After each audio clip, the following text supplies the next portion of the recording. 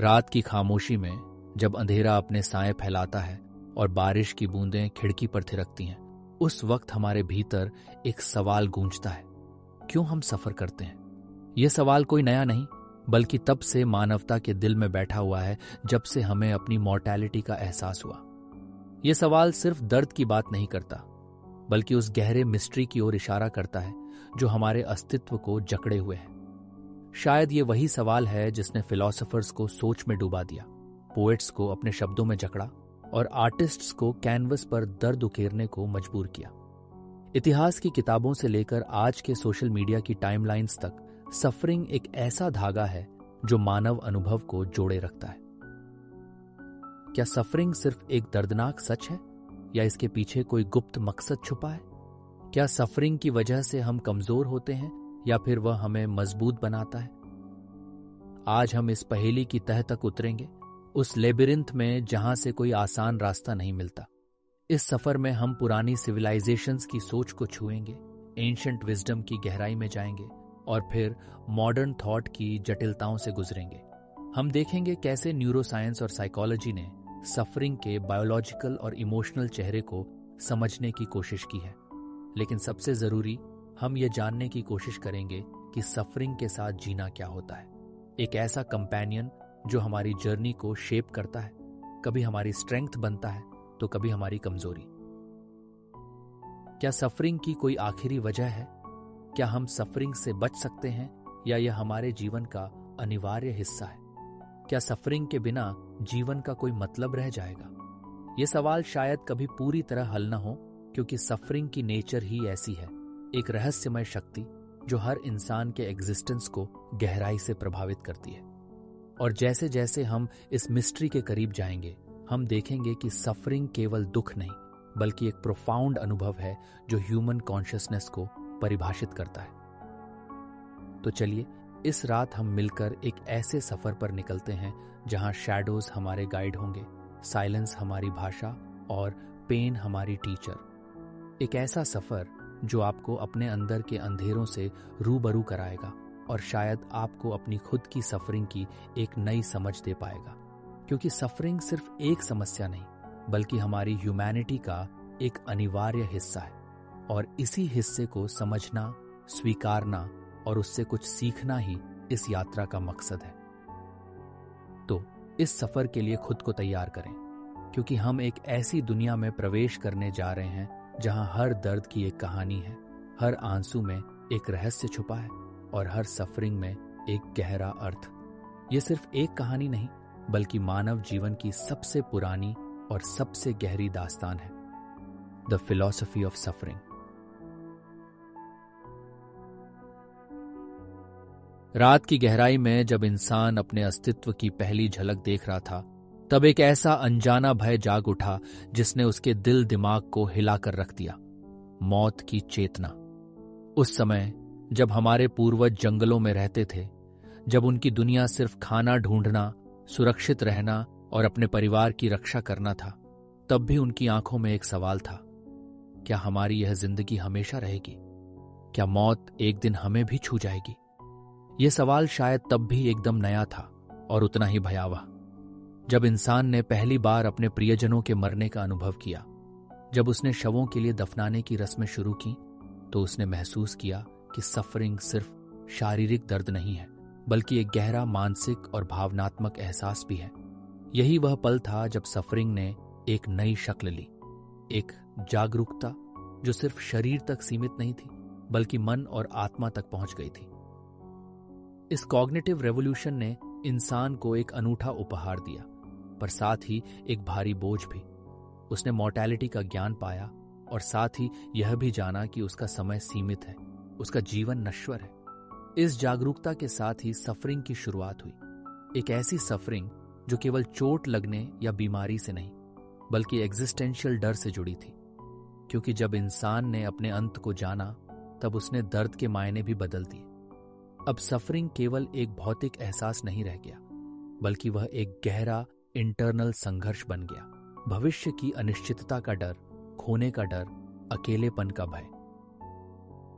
इतिहास के पन्नों में पुरातत्वविदों ने जब प्रारंभिक बेरियल रिचुअल्स के निशान पाए, तो वे समझ पाए कि ये रस्में केवल मृतकों को सम्मान देने के लिए नहीं थी, बल्कि इनका एक सिंबॉलिक अर्थ था। इंसान ने सफरिंग को समझना शुरू किया था और उसका सामना करने के लिए एक तरीका खोजा था। उसी समय इंसान ने अपनी दुनिया को देखने का नजरिया बदला। सफरिंग सिर्फ एक अनचाहा दुख नहीं था, बल्कि उसकी अपनी पहचान का हिस्सा बन गया। इसके साथ ही मानव मन ने सफरिंग को परिभाषित करने की कोशिश शुरू की, लेकिन जैसे जैसे वह गहराई में गया, सफरिंग और अधिक जटिल और रहस्यमय हो गया। क्या सफरिंग केवल दर्द है या इसमें कोई सीख छुपी है? क्या सफरिंग हमें तोड़ता है या हमें बनाता है? इसी जटिलता के बीच एवोल्यूशन ने भी इस सफरिंग को छुपा रखा था। क्यों प्रकृति ने सफरिंग को हमारे जीवन का हिस्सा बनाया? अगर सफरिंग इतना विनाशकारी है तो उसे हमारे एग्जिस्टेंस में क्यों रखा गया? क्या सफरिंग सिर्फ एक बायोलॉजिकल वार्निंग सिस्टम है जो हमें नुकसान से बचाने के लिए है, या कहीं यह कॉन्शियसनेस की एक शैडो साइड है जो हमें एंटिसिपेटोरी दर्द में डालती है? ये सवाल भी इंसान के लिए एक नई चुनौती थे। एंशिएंट सिविलाइजेशंस ने सफरिंग को अलग अलग रूपों में समझा। कभी उसे पनिशमेंट माना, कभी प्यूरिफिकेशन का जरिया और कभी डिवाइन प्ले का हिस्सा। पर मॉडर्न साइंस भी अभी तक सफरिंग की पूरी पहेली नहीं सुलझा पाई है। न्यूरोसाइंस ने पेन नेटवर्क्स खोजे, साइकोलॉजी ने ट्रॉमा और इमोशनल सफरिंग की गहराई में उतरा, लेकिन सफरिंग का वह रहस्य जो मनुष्य के एग्जिस्टेंस के साथ जुड़ा है, वह अभी भी हमारे कॉम्प्रिहेंशन से बाहर है। इसलिए सफरिंग एक ऐसी शक्ति बन गई है जो हमें बार बार सवाल करने पर मजबूर करती है। क्या सफरिंग की कोई आखिरी वजह है? क्या सफरिंग को हम खत्म कर सकते हैं या यह हमारी नेचर का हिस्सा है? और जैसे ही हम इन सवालों के बीच खुद को पाते हैं, एंशिएंट विजडम की गूंज सुनाई देती है कि सफरिंग के साथ जीना ही असली कला है और सफरिंग के रहस्य को समझना हमारे जीवन का सबसे बड़ा चैलेंज। आज हम इस सफर की शुरुआत कर रहे हैं, उस क्षण से जब इंसान ने सफरिंग को अपनी चेतना में प्रवेश करते देखा और एक नया अध्याय लिखा। यह अध्याय सिर्फ दर्द की कहानी नहीं, बल्कि मानव की आत्मा की लड़ाई है, उसकी खोज है, उसकी एवोल्यूशन है। इसलिए इस सफर में हमारे साथ चलिए, जहां शैडोज, साइलेंस और क्वेश्चंस हमें गाइड करेंगे, और हम एक साथ उस प्राइमल स्क्रीम को सुनेंगे जिसने मानवता को इंसान बनाया, the birth of suffering consciousness.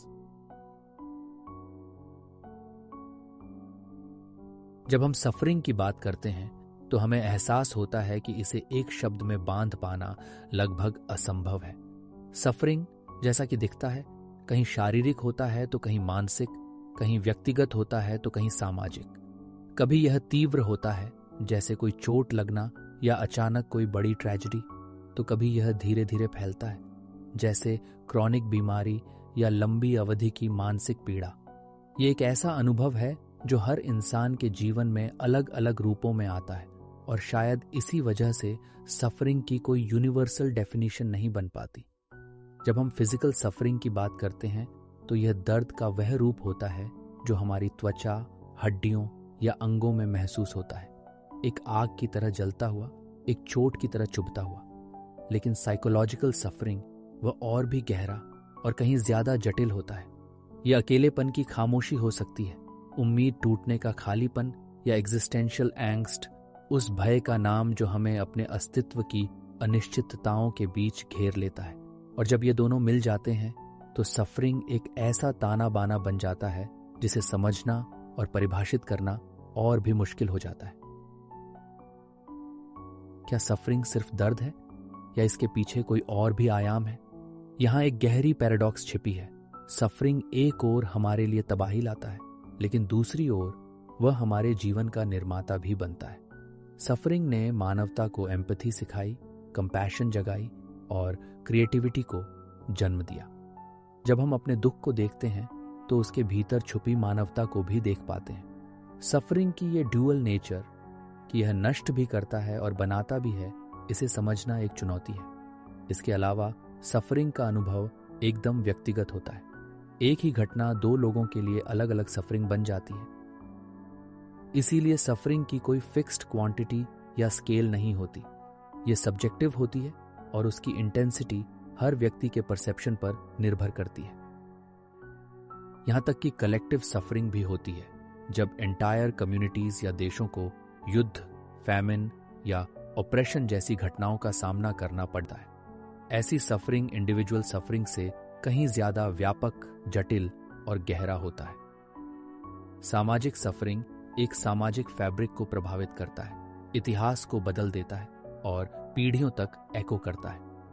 जब हम सफरिंग की परिभाषा खोजने लगते हैं तो हमें एक और बात समझनी होती है। सफरिंग क्यों रेजिस्ट करता है सिंपल कैटेगराइजेशन को? शायद इसलिए क्योंकि सफरिंग के अंदर कॉन्ट्रडिक्शंस और एम्बिग्विटीज भरे हुए हैं। सफरिंग कभी लीनियर नहीं होता, न ही प्रिडिक्टेबल। ये कभी सडन एक्सप्लोजन की तरह होता है तो कभी स्लो पॉइजन की तरह धीरे धीरे असर करता है। ये दर्द है, लेकिन कभी कभी यह ग्रोथ का कैटलिस्ट भी बन जाता है। इसलिए सफरिंग की परिभाषा खुद एक पैराडॉक्स की तरह है, जो सिमल्टेनियसली डिस्ट्रॉयर भी है और क्रिएटर भी। इसी एम्बिग्विटी ने फिलोसोफर्स, साइकोलॉजिस्ट्स और आर्टिस्ट्स को सदियों से परेशान किया है। सफरिंग के इस इनडिफाइनेबल स्वरूप ने हमारे सोचने समझने के तरीके को चैलेंज किया है और अंत में यही अनडिफाइंडनेस ही सफरिंग को इतना प्रोफाउंड और यूनिवर्सल बनाती है। हम सफरिंग को महसूस करते हैं, हम उससे जुड़ते हैं, लेकिन उसे पूरी तरह समझ पाना हमारे लिए शायद असंभव है। इसलिए सफरिंग की परिभाषा करना नहीं, बल्कि उसके साथ जीना और उसे महसूस करना जरूरी है। यही वो रहस्य है जिसे हम इस पूरे सफर में समझने की कोशिश करेंगे। सफरिंग को एक एब्स्ट्रैक्ट पेन के रूप में नहीं, बल्कि एक जीवंत, बदलते और कभी कभी कॉन्ट्रडिक्टिंग एक्सपीरियंस के रूप में देखना। इस इनडिफाइनेबल सफरिंग की वजह से ही हमारी मानवता इतनी कॉम्प्लेक्स और खूबसूरत है। ये वह फोर्स है जो हमें हमारी सीमाओं से रूबरू कराता है और हमें हमारी इनर स्ट्रेंथ को खोजने पर मजबूर करता है। इसलिए जैसे ही हम इस फिलोसॉफिकल जर्नी को आगे बढ़ाएंगे, हमें इस अनडिफाइंड, मल्टीफैसेटेड सफरिंग को अपनाना होगा, क्योंकि यही वह कांच की दीवार है जिसके पार असली समझ छुपी है। सभी जीवों का सबसे बड़ा लक्ष्य होता है जीना और अपनी प्रजाति को आगे बढ़ाना। लेकिन यहां एक अजीब पहेली है। अगर सफरिंग इतनी दर्दनाक और विनाशकारी है, तो एवोल्यूशन ने इसे हमारे एग्जिस्टेंस में क्यों जगह दी? क्यों प्रकृति ने ऐसी एक ताकत को चुना जो हमारे जीवन को तंग करती है, जो हमारे शरीर और मन को तोड़ती है? यह सवाल एवोल्यूशनरी बायोलॉजी की एक गहरी मिस्ट्री है, जिसे समझना आसान नहीं। एवोल्यूशन का मूल सिद्धांत है, जो भी ट्रेट्स सर्वाइवल और रिप्रोडक्शन में मदद करें, वही आगे बढ़ते हैं। तो सफरिंग, जो हमें अक्सर नुकसान पहुंचाती है, कैसे बची? एक सरल जवाब यह हो सकता है कि सफरिंग एक वार्निंग सिस्टम है। जैसे फिजिकल पेन हमें चोट से बचाने के लिए होता है, वैसे ही सफरिंग ने हमें खतरे की चेतावनी दी। अगर हमें चोट लगती है, तो वह हमें चेतावनी देता है कि हमें उस चीज से बचना है या जल्दी इलाज करना है। इस नजरिए से सफरिंग एक जरूरी सुरक्षा तंत्र है। लेकिन यह एक्सप्लेनेशन पूरी नहीं है, क्योंकि साइकोलॉजिकल सफरिंग जैसे एंग्जाइटी या एंटिसिपेटरी फियर कभी कभी हमें असहाय और जकड़ कर रख देती है। यह सफरिंग नहीं, बल्कि सफरिंग की एक नई परत है जो हमारे दिमाग की गहराई से उत्पन्न होती है। एवोल्यूशन ने हमें इतना विकसित किया कि हम भविष्य के खतरों को भी महसूस कर सकें, पर इसके साथ ही एक अंधेरे पहलू को भी जन्म दिया, एंटिसिपेटरी सफरिंग, यानी उस दर्द को पहले से महसूस करना जो शायद कभी आए ही नहीं। उदाहरण के लिए, हम किसी बात का डर उस समय महसूस करते हैं जब वह चीज अभी हुई भी नहीं होती। यह सफरिंग एक तरह का मेंटल ट्रैप बन जाता है जो हमारी खुशी और शांति को छीन लेता है। फिर भी एवोल्यूशन ने इसे क्यों बनाए रखा? शायद इसका जवाब यह है कि भविष्य के खतरे की चेतना हमें बचाती है, हमें सावधान करती है। पर यह भी सच है कि कभी कभी यह चेतना हमें जकड़ कर रखती है, हमें सफरिंग के एक चक्र में फंसा देती है। इसके अलावा कॉन्शियसनेस की यह शैडो साइड भी एक एवोल्यूशन की वजह हो सकती है, क्योंकि इंसान ने अपनी चेतना की गहराई में जाकर सफरिंग को महसूस किया। उसने पेन को एक नए स्तर पर समझा और इसी ने उसे सेल्फ अवेयरनेस दी। इस सेल्फ अवेयरनेस ने हमें कल्चर, आर्ट, फिलॉसफी और स्पिरिचुअलिटी का जन्म दिया। अगर हम सिर्फ सुखद अनुभवों वाले जीव होते तो क्या हम इतनी गहराई से सोच पाते? क्या हम अपनी मृत्यु दर पर चिंतन कर पाते? शायद सफरिंग ही वह ज्वाला है जिसने हमें हमारे भीतर के रहस्यों को तलाशने पर मजबूर किया। लेकिन एवोल्यूशन की यह मिस्ट्री और भी गहरी है। कई वैज्ञानिक और दार्शनिक मानते हैं कि सफरिंग सिर्फ एक बायोलॉजिकल मेलफंक्शन नहीं, बल्कि एक जरूरी एवोल्यूशनरी फीचर है। सफरिंग हमें चेतावनी देता है, हमें बदलने के लिए प्रेरित करता है और हमें मजबूत बनाता है। उदाहरण के लिए कुछ साइकोलॉजिकल थियोरीज बताती हैं कि जो लोग एडवर्सिटी और सफरिंग का सामना करते हैं वे ज्यादा रेजिलिएंट बनते हैं। वे नए अनुभवों से सीखते हैं और अपने मानसिक रिसोर्सेज को बढ़ाते हैं। ये पोस्ट ट्रॉमेटिक ग्रोथ की तरह है, जहां सफरिंग के बाद भी व्यक्ति न केवल ठीक होता है बल्कि उससे बेहतर बन जाता है। पर फिर भी एवोल्यूशन ने सफरिंग को खत्म क्यों नहीं किया? क्यों हम एक ऐसे वर्ल्ड में नहीं हैं जहां केवल सुख हो? इसका जवाब शायद ये है कि सफरिंग और सुख के बीच एक संतुलन है और सफरिंग ही सुख की कीमत तय करता है। यदि हमें सफरिंग नहीं होता तो सुख का कोई मोल नहीं होता। सफरिंग ने हमारी भावनाओं को रेंज दी है जो खुशी को गहरा बनाती है। एंशिएंट माइंड्स ने इस मिस्ट्री को एक अलग नजरिए से देखा। उन्होंने सफरिंग को पनिशमेंट के रूप में नहीं बल्कि प्यूरिफिकेशन और ग्रोथ के रूप में माना। हिंदू फिलॉसफी में सफरिंग को कर्मा का हिस्सा माना गया जो हमारे आत्मा को सफाई करता है और मोक्ष की ओर ले जाता है। सिमिलरली बुद्धिज्म ने सफरिंग को लाइफ का मूल सच बताया और उसका ट्रांसेंडेंस सिखाया। इन एंशिएंट विजडम ने सफरिंग को एक एवोल्यूशनरी चैलेंज से ज्यादा एक स्पिरिचुअल अपॉर्चुनिटी के रूप में देखा। आज मॉडर्न साइंस भी इस मिस्ट्री की तह में जा रहा है। न्यूरोसाइंस बताता है कि हमारे ब्रेन में सफरिंग के लिए खास नेटवर्क्स हैं और साइकोलॉजी बताती है कि सफरिंग हमारे बिहेवियर और पर्सनैलिटी को कैसे शेप करती है। लेकिन फिर भी ये पूरी कहानी नहीं है। सफरिंग की एवोल्यूशनरी मिस्ट्री अभी भी अनरिजॉल्व्ड है, क्योंकि यह सिर्फ बायोलॉजी से नहीं बल्कि कॉन्शियसनेस, कल्चर और स्पिरिचुअलिटी से जुड़ी है। यही वजह है कि सफरिंग आज भी एक पहेली बनी हुई है, एक ऐसा रहस्य जो हमें अपनी ह्यूमैनिटी की गहराई में झांकने को मजबूर करता है।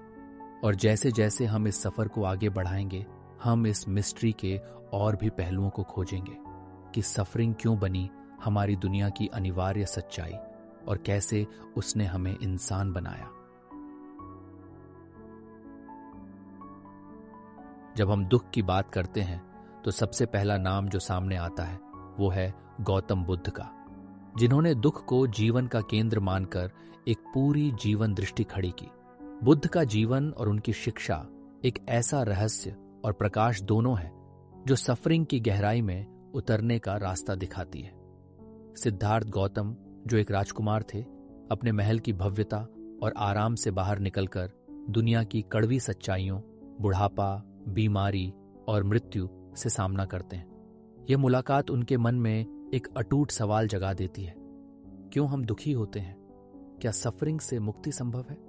यह सवाल ना सिर्फ उनके लिए बल्कि पूरी मानवता के लिए एक नया युग लेकर आया। बुद्ध ने सफरिंग को दुख या दुख के रूप में परिभाषित किया, जो उन्होंने लाइफ की फंडामेंटल कंडीशन कहा। उनके 4 नोबल ट्रूथ्स यानी 4 आर्य सत्य सफरिंग की नेचर, कारण, समाप्ति और उस समाप्ति के लिए रास्ते को समझाने का एक फ्रेमवर्क है। पहली सच्चाई यह है कि सफरिंग अस्तित्व में है। जन्म, बुढ़ापा, बीमारी, मृत्यु, सेपरेशन एंड अनफुलफिल्ड डिजायर्स, ये सब सफरिंग के रूप हैं। ये एक्नॉलेजमेंट उस समय एक क्रांतिकारी स्टेप था, क्योंकि यह मानना कि जीवन में सफरिंग है एक्सेप्टेंस का पहला कदम था। दूसरी सच्चाई सफरिंग का कारण है तृष्णा या क्रेविंग। ये क्रेविंग हमें चीजों के प्रति आसक्त बना देती है, हमें अपने सुख और स्थिरता के लिए बांधती है। यही क्रेविंग हमारे मन को रेस्टलेस और अशांत बनाती है और सफरिंग को जन्म देती है। तीसरी सच्चाई यह है कि सफरिंग का अंत संभव है। यह निर्वाणा की स्थिति है, जहां क्रेविंग और अटैचमेंट खत्म हो जाते हैं और मन पूर्ण शांति और आनंद में होता है। यह सिर्फ एक थियोरेटिकल कॉन्सेप्ट नहीं था, बल्कि बुद्ध ने खुद इस स्टेट को प्राप्त किया। चौथी सच्चाई में उन्होंने मिडिल पाथ या मझोला मार्ग का वर्णन किया। एक ऐसा रास्ता जो एक्सट्रीम्स से बचता है, न तो एक्सट्रीम इंडल्जेंस में डूबना और न ही एक्सट्रीम एसेटिसिज्म में खुद को काटना। यह पाथ 8 अंगों वाला मार्ग यानी 8 फोल्ड पाथ है, जिसमें right understanding, right intention, right speech, right action, right livelihood, right effort, right mindfulness और राइट कॉन्सेंट्रेशन शामिल है। बुद्ध की यह टीचिंग सिर्फ सफरिंग को कम करने की तकनीक नहीं, बल्कि जीवन को एक नए नजरिए से देखने की कला थी। उन्होंने बताया कि सफरिंग को ट्रांसेंड करना संभव है, लेकिन इसके लिए हमें अपनी क्रेविंग, इग्नोरेंस और ईगो को छोड़ना होगा। विजुअल स्टोरी टेलिंग में सिद्धार्था का महल छोड़कर जंगल की ओर जाना, एक्सट्रीम तपस्या करना और अंत में बोधि वृक्ष के नीचे एनलाइटनमेंट पाना इस जर्नी की गहराई को दर्शाता है। ये जर्नी दिखाती है कि सफरिंग सिर्फ एक्सटर्नल घटनाओं का परिणाम नहीं, बल्कि हमारे मन की कंडीशनिंग का नतीजा है। बुद्ध ने सफरिंग को एक पनिशमेंट या डिवाइन रात के रूप में नहीं देखा, बल्कि एक रियलिटी के रूप में स्वीकार किया। उनकी रैडिकल क्लेम थी कि सफरिंग का अंत संभव है और उसके लिए हमें अपने मन की प्रकृति को समझना होगा। इससे भी महत्वपूर्ण, उन्होंने कंपैशन को सफरिंग से जोड़कर बताया। जब हम खुद सफरिंग को समझते हैं, तभी हम दूसरों के दर्द को भी महसूस कर पाते हैं। यही कंपैशन सभी जीवों के प्रति दया और प्रेम की नींव बनती है। बुद्ध की शिक्षा में सफरिंग के साथ कोएग्जिस्टेंस, उसका डीप अंडरस्टैंडिंग और उसकी ट्रांसेंडेंस की प्रक्रिया शामिल है। ये एक ऐसा मार्ग है जो हमारे अंदर की आध्यात्मिक शक्ति को जागृत करता है और सफरिंग को एक शिक्षक के रूप में स्वीकार करता है। इस दृष्टिकोण ने पूरे विश्व में मिलियंस को प्रेरित किया है और आज भी यह एंशिएंट विजडम सफरिंग की गुत्थी को समझने का एक अनमोल स्रोत है। इसलिए जब हम बुद्ध के रेवलेशन को देखते हैं, तो हमें यह समझना होता है कि सफरिंग केवल एक नेगेटिव अनुभव नहीं, बल्कि ट्रांसफॉर्मेशन का पोर्टल है। एक ऐसा पोर्टल जो हमें खुद की गहराइयों तक ले जाता है और अंत में मुक्ति की ओर। इसीलिए बुद्ध का सफरिंग के बारे में नजरिया सिर्फ एक दर्शन नहीं, बल्कि एक जीवन जीने का तरीका है, जहां दर्द के बीच भी शांति संभव है।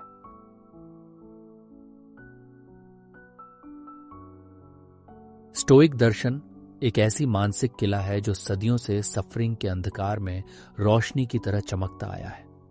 जब हम मार्कस और रेलियस की सोच की बात करते हैं, तो हम एक ऐसे राजा की तस्वीर देखते हैं जो युद्धों और राजनीतिक उथल पुथल के बीच अपनी तंबू में बैठा होता है, चुपचाप अपने विचारों को कलमबद्ध करता है और सफरिंग को अपने भीतर कैसे जीतना है यह सीखता है।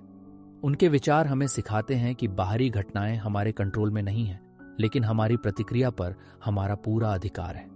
यही है स्टोइसिज्म की सबसे बड़ी टीचिंग, कंट्रोल की द्वितीय। एपिक्टेटस, जो एक गुलाम से फिलोसोफर बना, इस टीचिंग का जीवंत उदाहरण है। उसने सिखाया कि हमें अपने मन, इच्छा और निर्णयों को मजबूत बनाना है, क्योंकि वही हमारे जीवन के असली स्वामी हैं। जो चीजें हमारी पावर के बाहर हैं, जैसे दूसरों के व्यवहार, प्राकृतिक आपदाएं या मृत्यु, उनके लिए हमें चिंता नहीं करनी चाहिए। यह एक्सेप्टेंस, जो सुपरफिशियली पैसिव लगती है, वास्तव में एक अत्यंत शक्तिशाली एक्टिव एटीट्यूड है। स्टोइक्स कहते हैं कि सफरिंग तब होता है जब हम उन चीजों को बदलने की कोशिश करते हैं जो हमारे हाथ में नहीं है। इसलिए सफरिंग को कम करने का पहला कदम है अपनी एनर्जी को सही जगह लगाना।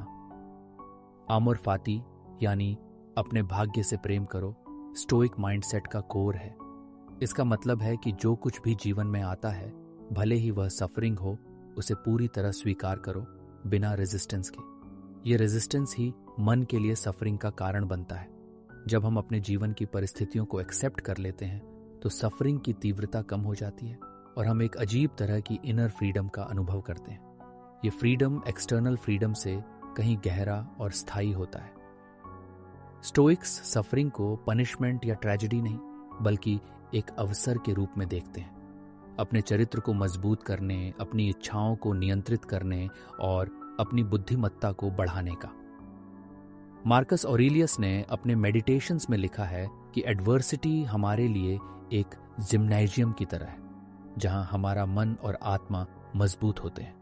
स्टोइक फिलॉसफी सफरिंग को एक नेचुरल और इनेविटेबल हिस्सा मानती है, पर साथ ही इसे एक इंटरनल बैटल भी समझती है जो हम अपने मन के साथ लड़ते हैं। ये इंटरनल बैटल जितना कठिन है उतनी ही हमारी आत्मा की ग्रोथ होती है। स्टोइसिज्म का पैराडॉक्स ये है कि सफरिंग को पूरी तरह से खत्म नहीं किया जा सकता, लेकिन उसे एक सहायक शक्ति में बदला जा सकता है। स्टोइक्स इस बात पर जोर देते हैं कि हम अपने इमोशंस पर पूरी तरह काबू पा सकते हैं। हम अपने डर, क्रोध और दुख को रैशनैलिटी और सेल्फ डिसिप्लिन से नियंत्रित कर सकते हैं। इस प्रक्रिया में हम सफरिंग के गुलाम नहीं बल्कि उसके विजेता बन जाते हैं। स्टोइक थिंकर्स का मानना है कि सफरिंग का सामना करते हुए भी हमें अपने प्रिंसिपल्स पर अडिग रहना चाहिए और एक्सटर्नल परिस्थितियों से प्रभावित नहीं होना चाहिए। यह अडिगता हमें एक फोर्ट्रेस की तरह सुरक्षा देती है जो किसी भी एक्सटर्नल तूफान से अछूती रहती है। ये फोर्ट्रेस न केवल हमारी आत्मा की रक्षा करता है बल्कि हमें एक हायर पर्पस के साथ जोड़ता है, एक ऐसी जिंदगी जो वर्च्यू और विजडम पर आधारित हो। इस फिलॉसफी में फ्रीडम का मतलब है अपने रिएक्शन को चुनने की क्षमता। जब हम सफरिंग के सामने भी अपने रिएक्शन को नियंत्रित करते हैं तो हम अपने जीवन के वास्तविक स्वामी बन जाते हैं। स्टोइसिज्म हमें सिखाती है कि सफरिंग का सामना करना जीवन का एक अनिवार्य हिस्सा है, लेकिन सफरिंग के कारण हम कौन बनते हैं यह हमारी चॉइस है। इसलिए स्टोइक फोर्ट्रेस में खड़े होकर हम अपने अंदर की शक्ति को जागृत करते हैं जो हमें किसी भी दर्द या परेशानी से न घबराने, न भागने, बल्कि उनका सामना करने की ताकत देती है। यह फिलॉसफी हमें एक गहरा एग्जिस्टेंशियल इंसाइट देती है कि सफरिंग हमें डराने नहीं बल्कि हमें इंसान बनने में मदद करने के लिए है। इसलिए स्टोइसिज्म का सफरिंग के प्रति नजरिया न केवल एक मेंटल टेक्निक है बल्कि एक जीवन दर्शन है जो हमें अंधकार में भी स्थिरता, शांति और मीनिंग खोजने का साहस देता है। हिंदू दर्शन में सफरिंग को समझने का जो दृष्टिकोण है वह पूरी दुनिया की सफरिंग की समझ से कहीं गहरा और विस्तृत है। इसे हम संसार के चक्र या संसार का पहिया के रूप में देख सकते हैं, जिसे हिंदू धर्म में संसार चक्र या संसार सागर कहा जाता है। यह चक्र जन्म, मृत्यु और पुनर्जन्म का चक्र है जिसे संसार कहा जाता है, और इसी चक्र में जीव लगातार घूमता रहता है। इस चक्र का मूल कारण है कर्म, हमारे कर्मों का परिणाम जो हमें इस जन्म जन्म के चक्र में बांधता है। प्रत्येक कर्म, चाहे अच्छा हो या बुरा, अपने फल के साथ जुड़ा होता है और ये फल हमारे अगले जीवन की परिस्थितियों को निर्धारित करते हैं। इसलिए सफरिंग को हिंदू दर्शन में सिर्फ एक दुर्भाग्य या दंड नहीं बल्कि हमारे पूर्व कर्मों का फल माना जाता है। इस तरह सफरिंग हमारे विकास का हिस्सा भी बन जाती है। धर्म इस चक्र के बीच की राह है जो हमें अपने जीवन को सही दिशा में चलाने की सलाह देता है। ये केवल सामाजिक या धार्मिक नियमों का समूह नहीं बल्कि एक नैतिक और आध्यात्मिक गाइडलाइन है जो हमें अपने कर्मों को सही ढंग से करने, अपने कर्तव्यों को निभाने और अंततः सफरिंग के चक्र से बाहर निकलने की राह दिखाती है। धर्म का पालन करते हुए व्यक्ति अपने कर्मों का भार हल्का कर सकता है और पुनर्जन्म के चक्र से मुक्ति पाने की दिशा में बढ़ सकता है। इस प्रक्रिया में सफरिंग एक आवश्यक अनुभव है जो हमें अपनी गलतियों का एहसास कराता है और हमें सुधार की प्रेरणा देता है। हिंदू दर्शन में सफरिंग को लीला के संदर्भ में भी देखा जाता है। लीला का अर्थ है दिव्य खेल, जिसमें परमात्मा इस संसार को एक नाटक या खेल की तरह चलाता है। इस खेल में सफरिंग और सुख दोनों शामिल हैं और ये दोनों मिलकर जीवन के रंगों को बनाते हैं। लीला हमें यह समझाती है कि सफरिंग एक वास्तविकता तो है, लेकिन वह अंतिम सत्य नहीं। वह परमात्मा के खेल का एक हिस्सा है जिसे समझना और स्वीकारना हमें आध्यात्मिक दृष्टि से मजबूत बनाता है। इस दृष्टिकोण से सफरिंग का अर्थ बदल जाता है। ये केवल एक पीड़ा नहीं बल्कि एक दिव्य योजना का हिस्सा है जो हमें जीवन के गहरे अर्थ तक पहुंचने में मदद करता है। सबसे अंतिम लक्ष्य है मोक्ष, जिसे लिबरेशन या मुक्ति कहा जाता है। मोक्ष का अर्थ है संसार के चक्र से मुक्त होना, जहां पुनर्जन्म का चक्र समाप्त हो जाता है और आत्मा परमात्मा के साथ एकाकार हो जाती है। मोक्ष पाने का रास्ता भिन्न भिन्न योग और मार्गों से जाना जाता है, जैसे ज्ञान योग, भक्ति योग, कर्म योग और ध्यान योग। इन सभी में सफरिंग को एक चुनौती के रूप में लिया जाता है, जो आत्मा की शुद्धि और उन्नति के लिए आवश्यक है।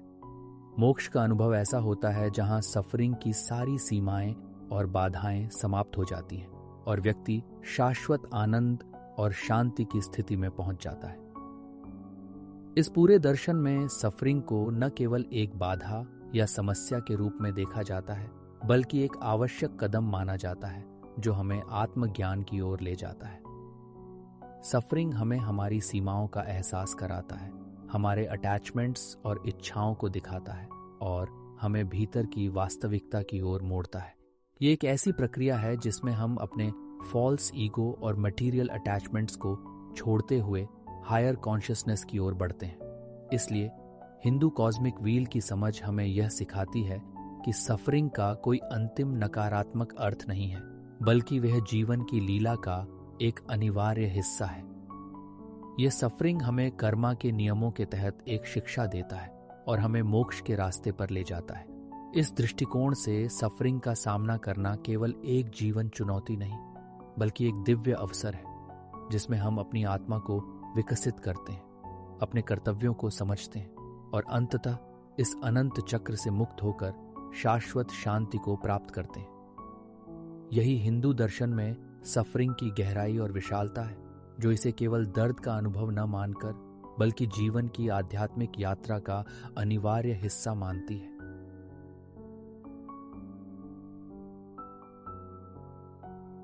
अब्राहमिक धर्मों में सफरिंग की जो छवि उभरती है वह एक ऐसा क्रूसिबल है, एक ऐसा तपती हुई आग जिसमें विश्वास, परीक्षा और रहस्य गहरे से मिलते हैं। ये सफरिंग सिर्फ शारीरिक या मानसिक पीड़ा नहीं, बल्कि एक एग्जिस्टेंशियल सवाल है जो सदियों से मनुष्यों के मन को झकझोरता रहा है।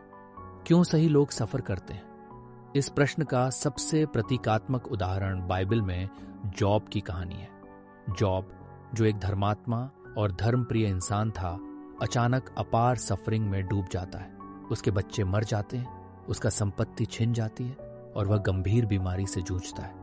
पर जॉब की कहानी सिर्फ सफरिंग की कहानी नहीं है, बल्कि फेथ की परीक्षा है। जॉब का संघर्ष इस बात का प्रतीक है कि सफरिंग कभी कभी हमारे कंट्रोल से बाहर होती है और इसका कोई स्पष्ट कारण नहीं होता। पर फिर भी जॉब ने अपना विश्वास नहीं छोड़ा और इसी निरंतरता में वह एक गहरे स्पिरिचुअल इंसाइट तक पहुंचा। यह कहानी हमें यह सोचने पर मजबूर करती है कि सफरिंग का अर्थ केवल पनिशमेंट या दंड नहीं हो सकता। अब्राहमिक परंपराओं में सफरिंग का एक और आयाम है प्यूरिफिकेशन, विशेषकर इस्लामिक विचारधारा में। यहां सफरिंग को एक तरह की आत्मा की सफाई माना जाता है, जो इंसान को उसके गलत कर्मों से दूर करता है और उसे परमात्मा के करीब ले जाता है। इस्लाम में यह माना जाता है कि सफरिंग से गुजरना इंसान की तकदीर का हिस्सा है और उसे धैर्य और सब्र से सहना चाहिए। यह प्यूरिफिकेशन कभी कभी टेस्टिंग का रूप ले लेता है, जहां इंसान की ईमानदारी और विश्वास की परीक्षा होती है।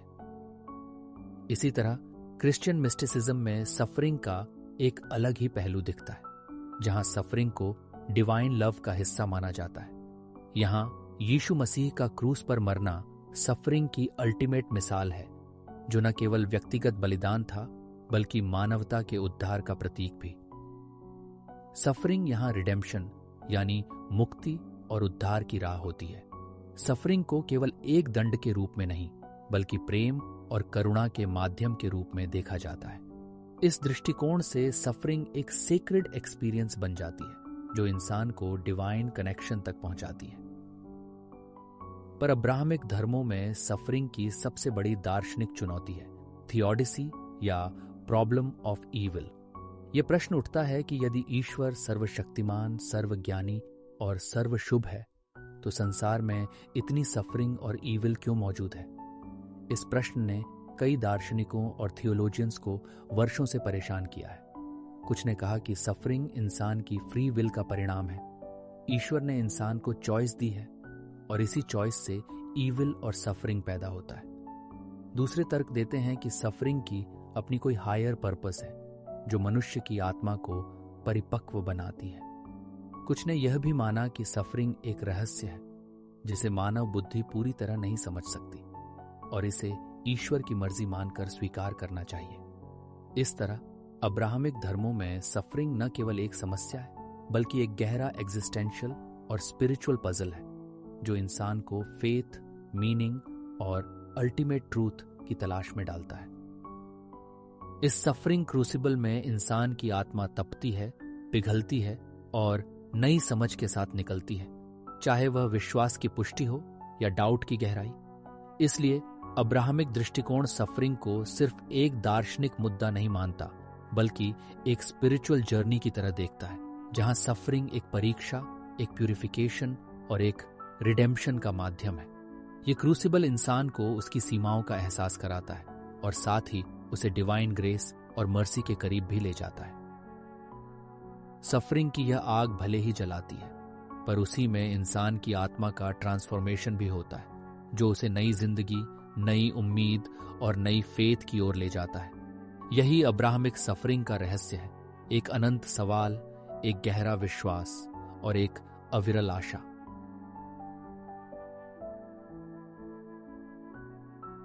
नीत्शे का दर्शन सफरिंग को एक तीव्र और चुनौतीपूर्ण दृष्टिकोण से देखता है, जिसे हम नीत्शेस हैमर कह सकते हैं। उन्होंने कहा, गॉड इज डेड। ये केवल एक धार्मिक बयान नहीं बल्कि मॉडर्निटी के उस प्रोफाउंड क्राइसिस की चेतावनी थी जहां पारंपरिक धार्मिक विश्वास और मूल्य प्रणाली खत्म हो चुकी है। जब भगवान की अवधारणा खत्म हो जाती है तो इंसान को सामना करना पड़ता है एक ऐसी दुनिया से जहां पहले से कोई निश्चित मीनिंग, पर्पस या मॉरल ऑर्डर मौजूद नहीं रहता। ये एक एग्जिस्टेंशियल वैक्यूम है जिसमें सफरिंग का अर्थ भी धुंधला हो जाता है। नीत्शे ने सफरिंग को केवल एक नेगेटिव फिनोमेनॉन नहीं माना बल्कि उसे एक क्रांतिकारी शक्ति के रूप में देखा जिसने इंसान को नई ऊंचाइयों पर ले जाने की क्षमता दी है। उनकी फेमस कहावत "What does not kill me makes me stronger" इस बात को व्यक्त करती है कि सफरिंग हमारे कैरेक्टर और आत्मा को मजबूत करने वाला एक हैमर है जो हमें कमजोरियों से निकालकर बेहतर इंसान बनाता है। नीत्शे का कॉन्सेप्ट इटर्नल रिकरेंस हमें एक गहरा सवाल देता है। अगर हमें अपनी पूरी जिंदगी, अपनी हर खुशी और हर सफरिंग को अनंत बार दोहराना पड़े तो क्या हम इसे स्वीकार करेंगे? ये एक एग्जिस्टेंशियल टेस्ट है जो हमें अपनी जिंदगी के प्रति पूर्ण जिम्मेदारी लेने और अपने सफरिंग को मीनिंग देने की चुनौती देता है। इस संदर्भ में सफरिंग कोई बर्बाद करने वाला अनुभव नहीं बल्कि एक नेसेसरी कंडीशन है आत्म प्राप्ति और शक्ति के लिए। नीत्शे ने सफरिंग को द अबिस से भी जोड़ा है। वह कहते हैं, When you gaze long into an abyss, the abyss also gazes into you। इसका मतलब है कि जब हम सफरिंग और जीवन की बुनियादी निरर्थकता की गहराइयों को देखते हैं तो ये अनुभव हमें बदल भी सकता है और हमें एग्जिस्टेंशियल डिस्पेयर में भी डाल सकता है। पर नीत्शे हमें एनकरेज करता है कि हमें इस अबिस का सामना करना चाहिए, उसे डर कर नहीं बल्कि चुनौती मानकर। नीत्शे का यूबरमेंश या सुपरमैन कॉन्सेप्ट इस पूरी सफरिंग और मीनिंगलेसनेस के जवाब के रूप में उभरता है। यूबरमेंश वह इंसान है जो पारंपरिक मॉरल वैल्यूज को तोड़कर खुद के नए मूल्य बनाए और अपने सफरिंग को अपनी ताकत में बदल दे। वह सफरिंग को पैसिव विक्टिमहुड के रूप में नहीं देखता बल्कि एक्टिव क्रिएटर के रूप में जो अपनी रियलिटी को नया रूप देता है। ये विजन नीत्शे के लिए अल्टीमेट लिबरेशन है, जहां सफरिंग जीवन की अनिवार्यता है लेकिन उसे स्वीकार कर उसका सार्थक उपयोग कर इंसान अपनी जिंदगी को एक महान कला का रूप दे सकता है। नीत्शे का हैमर सफरिंग को एक डिस्ट्रक्टिव फोर्स की बजाय एक ट्रांसफॉर्मेटिव पावर के रूप में प्रस्तुत करता है जो हमें वीकनेस से स्ट्रेंथ की ओर ले जाता है। इस प्रक्रिया में सफरिंग मीनिंगलेस नहीं रहता बल्कि हम उसे अपनी एग्जिस्टेंशियल क्रांति के लिए हथियार बनाते हैं। इस तरह नीत्शे की फिलॉसफी सफरिंग के बारे में एक डार्क लेकिन होपफुल दृष्टिकोण पेश करती है, जहां सफरिंग को डिनाई नहीं किया जाता बल्कि उसे गले लगाकर उसकी गहराई में जाकर उसे अपनी आत्मा के निर्माण के लिए इस्तेमाल किया जाता है। यह पर्सपेक्टिव मॉडर्न मनुष्य को एग्जिस्टेंशियल क्राइसिस के बीच भी एक नई शक्ति और ऑटोनॉमी का रास्ता दिखाता है। नीचे के हैमर के नीचे सफरिंग केवल एक दर्द नहीं बल्कि हमारी आत्मा की फॉर्जिंग है, जहां हम नए वैल्यूज, नए मीनिंग्स और नई जिंदगी का निर्माण करते हैं। यह हैमर हमें चैलेंज करता है कि हम अपने सफरिंग से भागे नहीं बल्कि उसे अपनी क्रिएटिविटी और एग्जिस्टेंस की ताकत में बदलें। यही नीचे का बड़ा संदेश है। सफरिंग का सामना करो, उसे स्वीकार करो और उसकी मदद से अपना एक नया सेल्फ बनाओ जो पुरानी दुनिया के ढांचे से ऊपर उठ सके। अगर किसी फिलॉसफर ने दुख को सबसे गहराई से महसूस किया और उसे अपनी फिलॉसफी का केंद्र बनाया तो वो थे आर्थर शोपेनहॉयर। उन्होंने साफ कहा था कि जीना दुख का सामना करना है, यानी जीवन का मतलब ही दुख झेलना है। शोपेनहावर के लिए सफरिंग कोई एक्सीडेंटल या टेम्परेरी चीज नहीं थी, बल्कि जीवन की सबसे मूल और यूनिवर्सल सच्चाई थी। उन्होंने अपनी पूरी फिलॉसफी इसी बात पर आधारित की कि क्यों हम इंसान हमेशा दुखी रहते हैं और इस दुख से कैसे बाहर निकल सकते हैं। उनकी सोच बुद्धिस्ट फिलॉसफी से काफी मिलती जुलती है, लेकिन उसका तरीका बहुत ही वेस्टर्न रैशनल और लॉजिकल है। शोपेनहावर का मानना था कि दुनिया में हर चीज एक अंधी इच्छा से चल रही है, जिसे उन्होंने विल कहा। यह विल कोई सोचने विचारने वाली या समझदार शक्ति नहीं है, बल्कि एक अंधी और अनियंत्रित ताकत है जो हर जीव के अंदर हमेशा कुछ ना कुछ पाने की चाह को जन्म देती है। इंसान में ये विल सबसे ज्यादा कॉम्प्लेक्स होती है। हम कुछ चाहते हैं, फिर वो मिलते ही बोर हो जाते हैं, फिर नया कुछ चाहते हैं। ये एंडलेस साइकिल है, चाहत, संघर्ष, थोड़ी खुशी, फिर से खालीपन। और इस साइकिल का ही दूसरा नाम है सफरिंग। शोपेनहावर ने इसे बहुत ही ब्लंट तरीके से कहा कि हमारा जीवन या तो किसी चीज को पाने की बेचैनी में गुजरता है या फिर जब मिल जाती है तो उससे बोर्डम में, और ये दोनों ही फॉर्म्स ऑफ सफरिंग है। उन्होंने कहा कि हैप्पीनेस कभी भी स्थायी नहीं होती, और अगर हम हमेशा खुशी के पीछे भागते रहेंगे तो दुख से कभी बाहर नहीं आ पाएंगे। इसलिए उन्होंने एक और तरीका बताया, अपनी इच्छा को धीरे धीरे कंट्रोल करना, इच्छाओं से डिटैच होना। यह तरीका बिल्कुल बुद्धिस्ट निर्वाणा जैसा है, लेकिन शोपेनहावर ने इसे वेस्टर्न स्टाइल में बताया कि आर्ट, म्यूजिक, कंपैशन और सेल्फ डिसिप्लिन के जरिए हम इस एंडलेस विल से थोड़ी देर के लिए मुक्त हो सकते हैं। खास तौर पर आर्ट को उन्होंने एक ऐसा रास्ता बताया जहां इंसान टेम्पोरेरीली अपने इच्छाओं के बंधन से बाहर आ सकता है और एक प्योर परसेप्शन की स्थिति में पहुंच सकता है। शोपेनहावर ने कंपैशन यानी करुणा को भी बहुत सेंट्रल इंपॉर्टेंस दी। उनका मानना था कि जब हम दूसरों के दुख को महसूस करते हैं तो हम अपने दुख की यूनिवर्सैलिटी को पहचानते हैं। यही कंपैशन इंसान को ईगो और सेल्फिशनेस से बाहर निकालकर एक डीपर ह्यूमैनिटी की ओर ले जाती है। उन्होंने कहा कि जीवन का असली मीनिंग केवल अपनी खुशी में नहीं बल्कि दूसरों के सफरिंग को कम करने में भी है। इस तरह शोपेनहावर की फिलॉसफी हमें सिखाती है कि सफरिंग से भागना नहीं है, उसे समझना है, उसकी जड़ को देखना है और धीरे धीरे इच्छाओं को शांत करके और कंपैशन से भरे जीवन को अपनाकर हम उस सफरिंग को ट्रांसेंड कर सकते हैं। उनके शब्दों में compassion is the basis of morality, यानी करुणा ही असली नैतिकता है और यही रास्ता दुख से मुक्ति की ओर ले जाता है।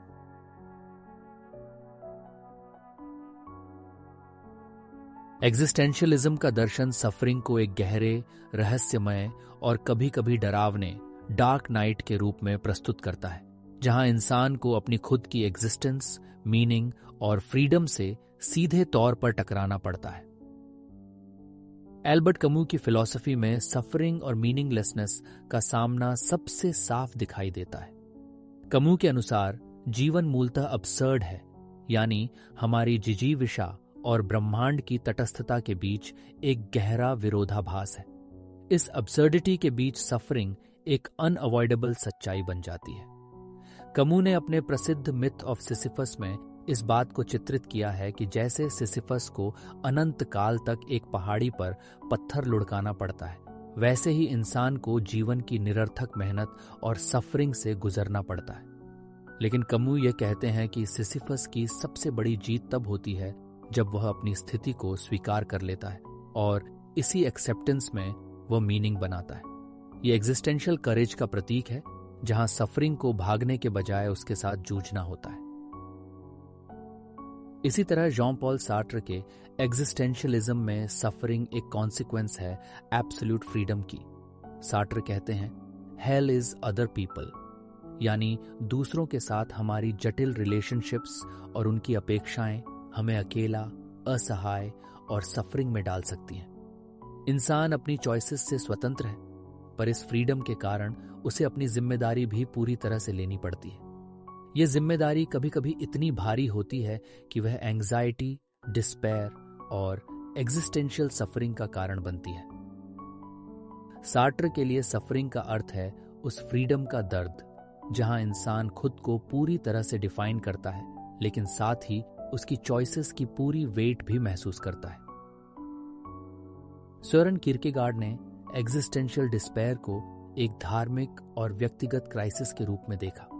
उन्होंने डिस्पेयर को डिजीनेस ऑफ फ्रीडम कहा, एक ऐसी अवस्था जिसमें इंसान अपनी वास्तविक सेल्फ और एग्जिस्टेंस के सामने खड़ा होता है और उसे समझने की कोशिश करता है। किरकेगार्ड के लिए सफरिंग और डिस्पेयर ही वह रास्ता है जो इंसान को फेथ की ओर ले जाते हैं। वह कहते हैं कि डिस्पेयर से निकलने के लिए इंसान को लीप ऑफ फेथ लेना पड़ता है, एक ऐसा रिस्क जिसमें वह रैशनैलिटी को छोड़कर एक हायर पावर या डिवाइन एग्जिस्टेंस पर भरोसा करता है। यह लीप सफरिंग के बीच होप और मीनिंग की खोज है। एग्जिस्टेंशियलिज्म में एंग्जाइटी या एग्जिस्टेंशियल एंग्स्ट भी सफरिंग का एक महत्वपूर्ण पहलू है। यह वह बेचैनी है जो तब आती है जब इंसान अपने चॉइसेस की पूरी स्वतंत्रता और उसके परिणामों के प्रति जागरूक होता है। यह एंग्जाइटी एक डर और एक्साइटमेंट का मिश्रण होती है जो हमें अपने अस्तित्व की सीमाओं के बारे में सोचने पर मजबूर करती है। यह एंग्स्ट हमें किसी भी एक्सटर्नल अथॉरिटी या प्री डिफाइंड मीनिंग के बिना अपनी जिंदगी का अर्थ खुद खोजने के लिए मजबूर करती है। एग्जिस्टेंशियलिज्म का यह डार्क नाइट सिर्फ सफरिंग का अंधकार नहीं, बल्कि एक ऐसा इंटरनल युद्ध है जहां इंसान अपनी आइडेंटिटी, मीनिंग और फ्रीडम के बीच फंसा रहता है। इस युद्ध में सफरिंग एक अनअवॉइडेबल कंपेनियन है, पर साथ ही वह ग्रोथ और सेल्फ अवेयरनेस का जरिया भी है। इस डार्कनेस के बीच इंसान को द कोरेज टू बी चाहिए, यानी अपने अस्तित्व की पूरी रिस्पॉन्सिबिलिटी लेना, अपनी लिमिटेशंस को स्वीकार करना और फिर भी अपने लिए मीनिंग और पर्पस बनाना। यही एग्जिस्टेंशियल फिलॉसफी का अल्टीमेट संदेश है। सफरिंग को डिनाई नहीं करना, उसे समझना और उसके बीच भी खुद को पूरी तरह जिंदा रखना। एग्जिस्टेंशियलिज्म के इस दृष्टिकोण में सफरिंग न केवल एक निजी दर्द है, बल्कि एक गहरा मेटाफिजिकल अनुभव है जो हमें जीवन के मूल प्रश्नों से रूबरू कराता है। यह सफरिंग हमें फोर्स्ड करता है कि हम अपनी मॉर्टैलिटी, लोनलीनेस और फ्रीडम के बीच खड़े होकर एक ऑथेंटिक जीवन की खोज करें। इस प्रक्रिया में सफरिंग हमें एलिनेशन और डिस्पेयर की ओर भी ले जा सकता है, पर साथ ही वह हमें ट्रांसेंडेंस, क्रिएटिविटी और जीवन के प्रति एक नई जागरूकता भी दे सकता है। इस एग्जिस्टेंशियल डार्क नाइट में सफरिंग हमें अकेला तो करता है, लेकिन वही अकेलापन हमें हमारी सबसे सच्ची सेल्फ से मिलवाता है। अंततः एग्जिस्टेंशियलिज्म का डार्क नाइट सफरिंग का ऐसा अनुभव है जो हमें ब्लाइंड एक्सेप्टेंस या पैसिव रेजिग्नेशन की ओर नहीं ले जाता, बल्कि एक्टिव एंगेजमेंट, पर्सनल रिस्पॉन्सिबिलिटी और एक गहरे इनर ट्रांसफॉर्मेशन की ओर प्रेरित करता है।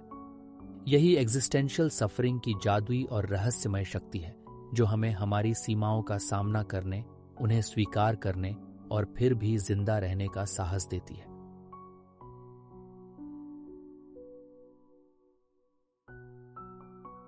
कार्ल जैस्पर्स एक प्रसिद्ध जर्मन फिलोसोफर और साइकाइट्रिस्ट थे जिन्होंने सफरिंग को एग्जिस्टेंशियल और साइकोलॉजिकल दोनों दृष्टिकोण से समझने की कोशिश की। उनके लिए सफरिंग सिर्फ फिजिकल या मेंटल पेन नहीं था, बल्कि एक गहरा एग्जिस्टेंशियल क्राइसिस था जो इंसान को उसकी पूरी एग्जिस्टेंस पर सवाल उठाने पर मजबूर करता है। जैस्पर्स ने कहा कि सफरिंग हमें हमारी लिमिट्स दिखाता है और हमें खुद के बारे में एक नई समझ देता है। उन्होंने सफरिंग को इंसान के बाउंड्री सिचुएशन के रूप में देखा, यानी ऐसे मोमेंट्स जब इंसान अपने कंट्रोल से बाहर की चीजों से टकराता है, जैसे डेथ, गिल्ट, सफरिंग और संघर्ष। ये बाउंड्री सिचुएशंस इंसान की जिंदगी को पूरी तरह बदल सकते हैं और उसे उसके रियल सेल्फ से मिलाने का रास्ता खोलते हैं। जैस्पर्स के लिए सफरिंग एक प्रकार का एग्जिस्टेंशियल कॉल था, जो इंसान को अपने अंदर झांकने और अपने जीवन के अर्थ को तलाशने के लिए प्रेरित करता है। उन्होंने कहा कि जब हम सफरिंग का सामना करते हैं तो हमें या तो डिस्पेयर हो सकता है या फिर सेल्फ ट्रांसेंडेंस, यानी अपने आप से ऊपर उठने का मौका। जैस्पर्स ने बिलीफ रखा कि सफरिंग के जरिए इंसान अपनी वास्तविकता को और बेहतर समझ सकता है और अपनी जिंदगी में एक नई डायरेक्शन पा सकता है। वह कहते थे कि सफरिंग के बिना कोई भी सच्चा सेल्फ अवेयरनेस या स्पिरिचुअल ग्रोथ संभव नहीं है। उन्होंने यह भी कहा कि सफरिंग के दौरान इंसान को अकेलापन महसूस होता है, क्योंकि बाउंड्री सिचुएशंस हर इंसान के लिए व्यक्तिगत होते हैं और कोई भी दूसरा पूरी तरह उस दर्द को नहीं समझ सकता। लेकिन इस अकेलेपन में ही इंसान को खुद से मिलने का मौका भी मिलता है। जैस्पर्स के अनुसार सफरिंग इंसान को उस हायर एग्जिस्टेंस की ओर ले जाता है, जहां वो केवल अपने व्यक्तिगत ईगो या डिजायर्स तक सीमित नहीं रहता। यहां सफरिंग इंसान को फिलोसॉफिकल रिफ्लेक्शन और स्पिरिचुअल अवेकनिंग की ओर ले जाती है। जैस्पर्स ने सफरिंग को साइंस या थेरेपी के द्वारा पूरी तरह से दूर करने की बात नहीं मानी।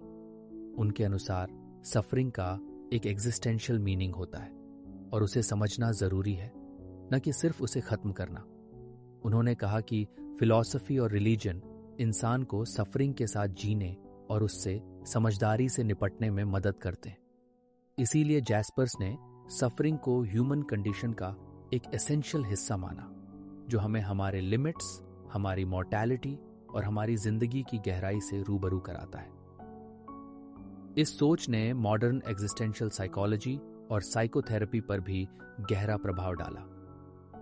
जैस्पर्स ने बताया कि सफरिंग का सामना करने के बाद इंसान को अपनी जिंदगी के सवालों पर गंभीरता से सोचना चाहिए और अपने अस्तित्व को एक नए मीनिंग से भरना चाहिए। यही एग्जिस्टेंशियल करेज और रिस्पॉन्सिबिलिटी हमें सफरिंग से ऊपर उठने में मदद करती है। उनके विचार आज भी उन लोगों के लिए प्रेरणा हैं जो अपने जीवन के कठिनाई भरे अनुभवों से गुजर रहे हैं और गहरी समझ की तलाश में हैं।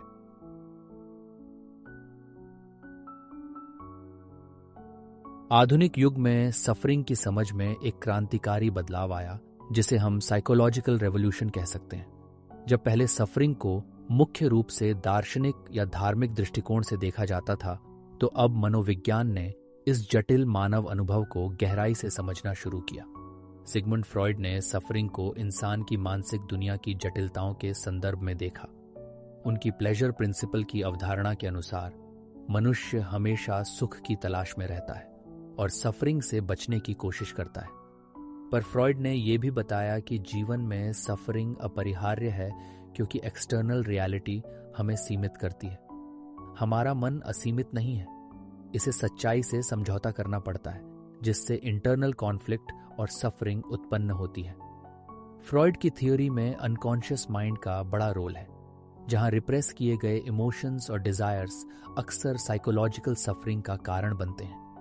लेकिन यह सफरिंग केवल एक बुरा अनुभव नहीं, बल्कि मनोवैज्ञानिक विकास के लिए एक संकेत भी होती है, जो हमें अपनी अनचाही कॉन्फ्लिक्ट से सामना कराने का मौका देती है।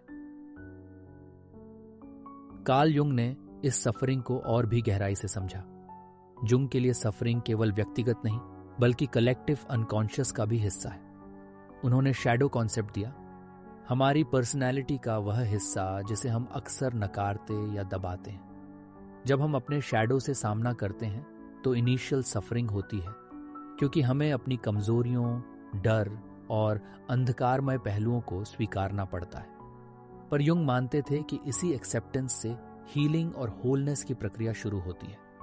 सफरिंग हमें अपनी पूरी सेल्फ को इंटीग्रेट करने का अवसर देती है। जुंग की साइकोलॉजी में सफरिंग ट्रांसफॉर्मेशन और ग्रोथ का जरिया है, न कि केवल एक बाधा। विक्टर फ्रैंकल ने सफरिंग की एग्जिस्टेंशियल एंड स्पिरिचुअल डायमेंशंस को समझाया। उन्होंने हॉलोकॉस्ट के अत्यंत कठिन अनुभवों के बाद पाया कि जब इंसान अपने सफरिंग में मीनिंग ढूंढ लेता है तो वह एक्सट्रीम सर्कमस्टेंसेस में भी जीवित रह सकता है और आगे बढ़ सकता है।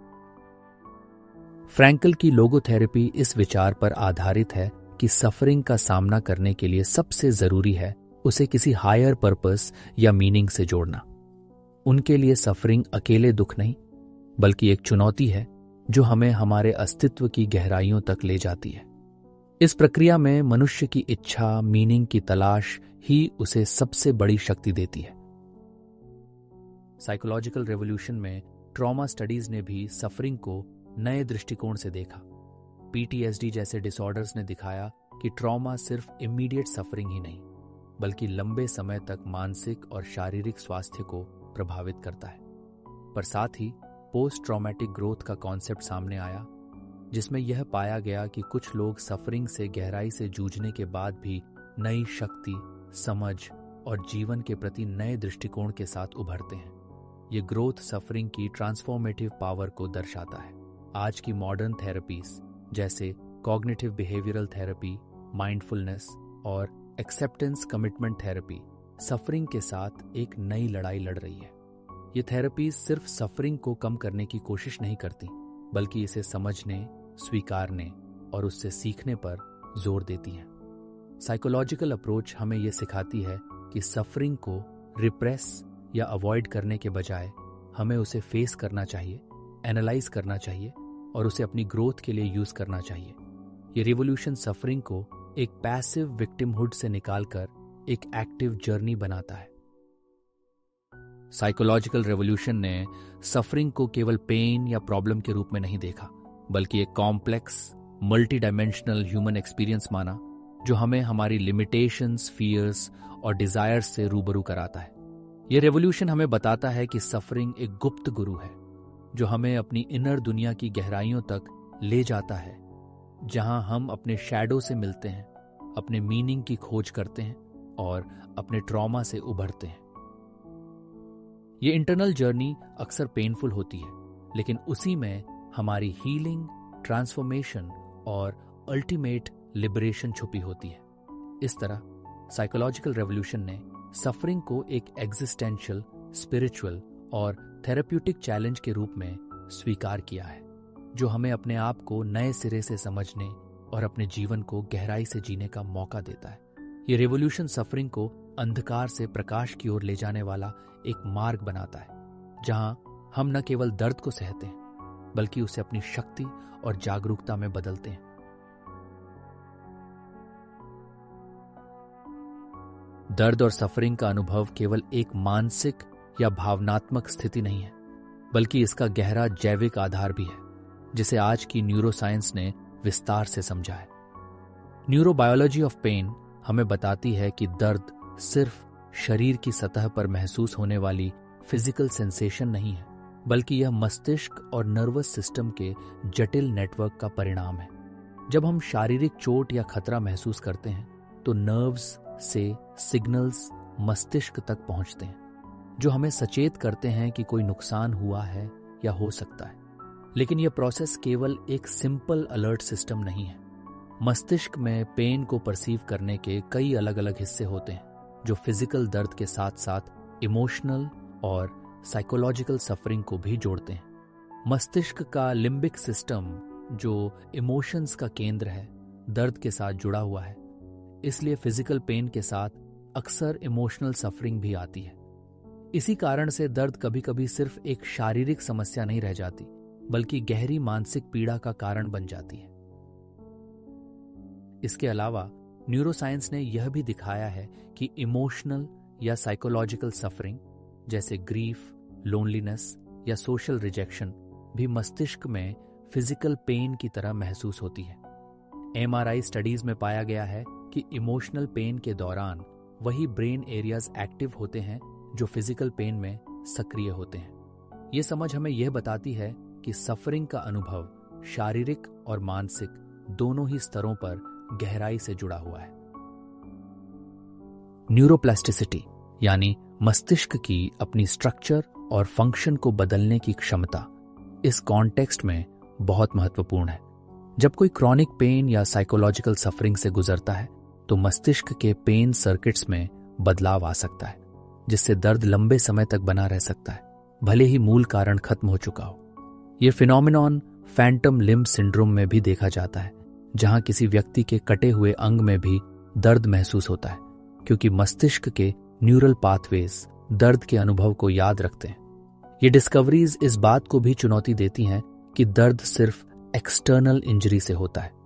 कभी कभी मस्तिष्क के इंटरनल प्रोसेसेस ही सफरिंग को बढ़ाते हैं। मेमोरी का भी सफरिंग में बड़ा रोल होता है। पुरानी ट्रॉमेटिक यादें मस्तिष्क के पेन नेटवर्क्स को सेंसिटाइज्ड कर सकती हैं, जिससे व्यक्ति बार बार साइकोलॉजिकल सफरिंग महसूस करता है। पीटीएसडी में यह बात खासकर देखी गई है, जहां सफरिंग एक काइंड ऑफ लर्न्ड रिस्पॉन्स बन जाती है। मस्तिष्क का ये जाल जो पेन को फील करता है, कभी कभी एक विशियस साइकिल में फंस जाता है, जहां पेन खुद को रीइंफोर्स करता रहता है। इससे निकलने के लिए मॉडर्न न्यूरोसाइंस थेरेपीज जैसे न्यूरो फीडबैक और माइंडफुलनेस बेस्ड पेन मैनेजमेंट विकसित की गई है, जो मस्तिष्क के इन सर्किट्स को रीट्रेन करने में मदद करती हैं। इस तरह से न्यूरोबायोलॉजी ऑफ पेन हमें यह सिखाती है कि सफरिंग एक पूरी तरह से शारीरिक या मानसिक प्रकरण नहीं है, बल्कि दोनों का जटिल परस्पर क्रिया है। यह जैविक समझ हमें नए उपचार और सामना करने के तरीके देने में मदद करता है, जिससे सफरिंग को कम करने और जीवन की क्वालिटी बढ़ाने की संभावना बनती है। साथ ही यह ज्ञान हमें यह भी याद दिलाता है कि सफरिंग केवल एक्सटर्नल वर्ल्ड की वजह से नहीं, बल्कि हमारे मस्तिष्क के अंदर चल रहे प्रोसेसेस का भी परिणाम है, और इसलिए हमारी इंटरनल अवेयरनेस और मेंटल प्रैक्टिसेस की बड़ी भूमिका होती है पेन और सफरिंग के अनुभव में। इस बायोलॉजिकल कॉम्प्लेक्सिटी के बीच एक गहरा सवाल उभरता है, क्या हम सफरिंग को पूरी तरह से खत्म कर सकते हैं, या यह हमारे जीवित रहने और चेतना की कीमत है?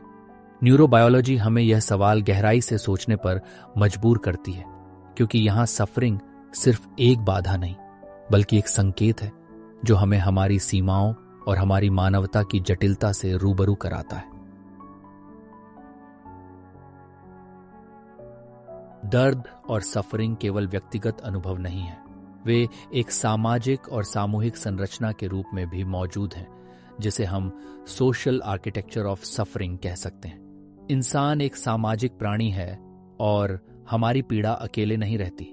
यह हमारे रिश्तों, समुदायों और सांस्कृतिक संदर्भों में फैलती है, आकार लेती है और गहराती है।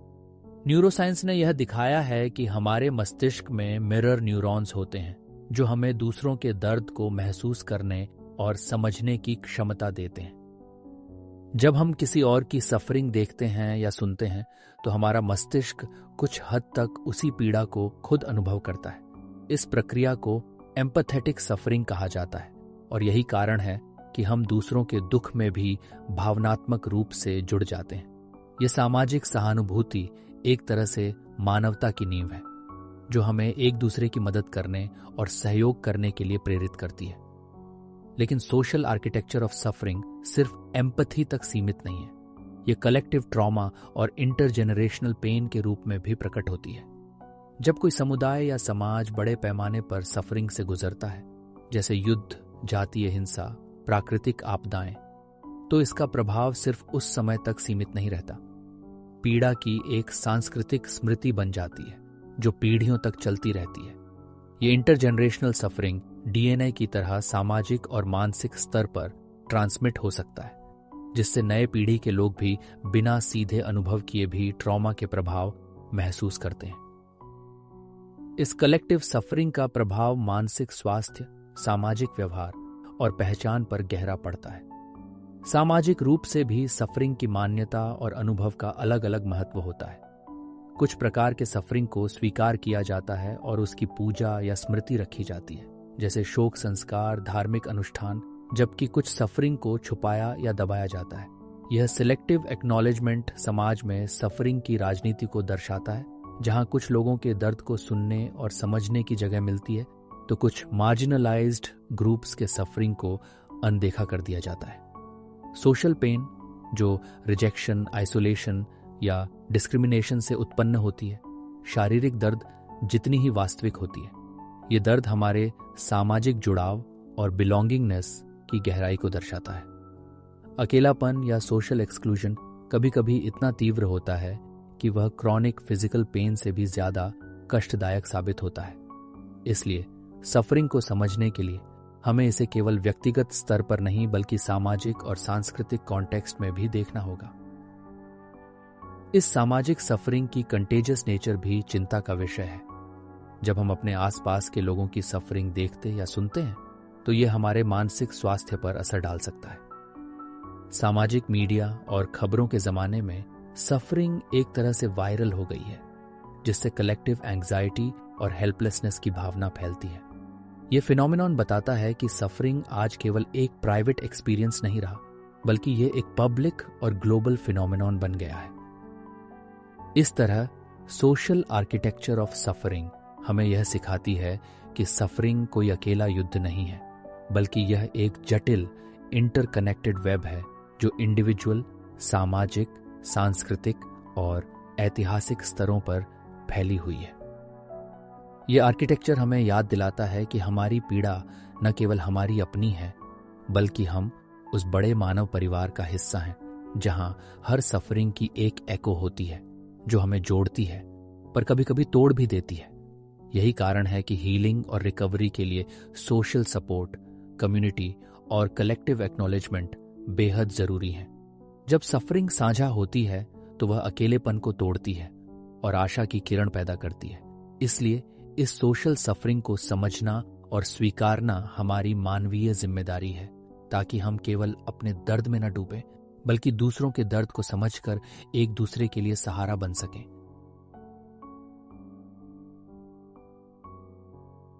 हम अक्सर सोचते हैं कि तकनीक, विज्ञान और सामाजिक उन्नति के साथ हमारे जीवन में सफरिंग घटनी चाहिए, लेकिन सच बहुत अलग है। यह द पैराडॉक्स ऑफ प्रोग्रेस है, एक गहरी उलझन जो हमें बताती है कि जितनी प्रगति हम करते हैं उतनी ही सफरिंग के नए और अलग रूप सामने आते हैं।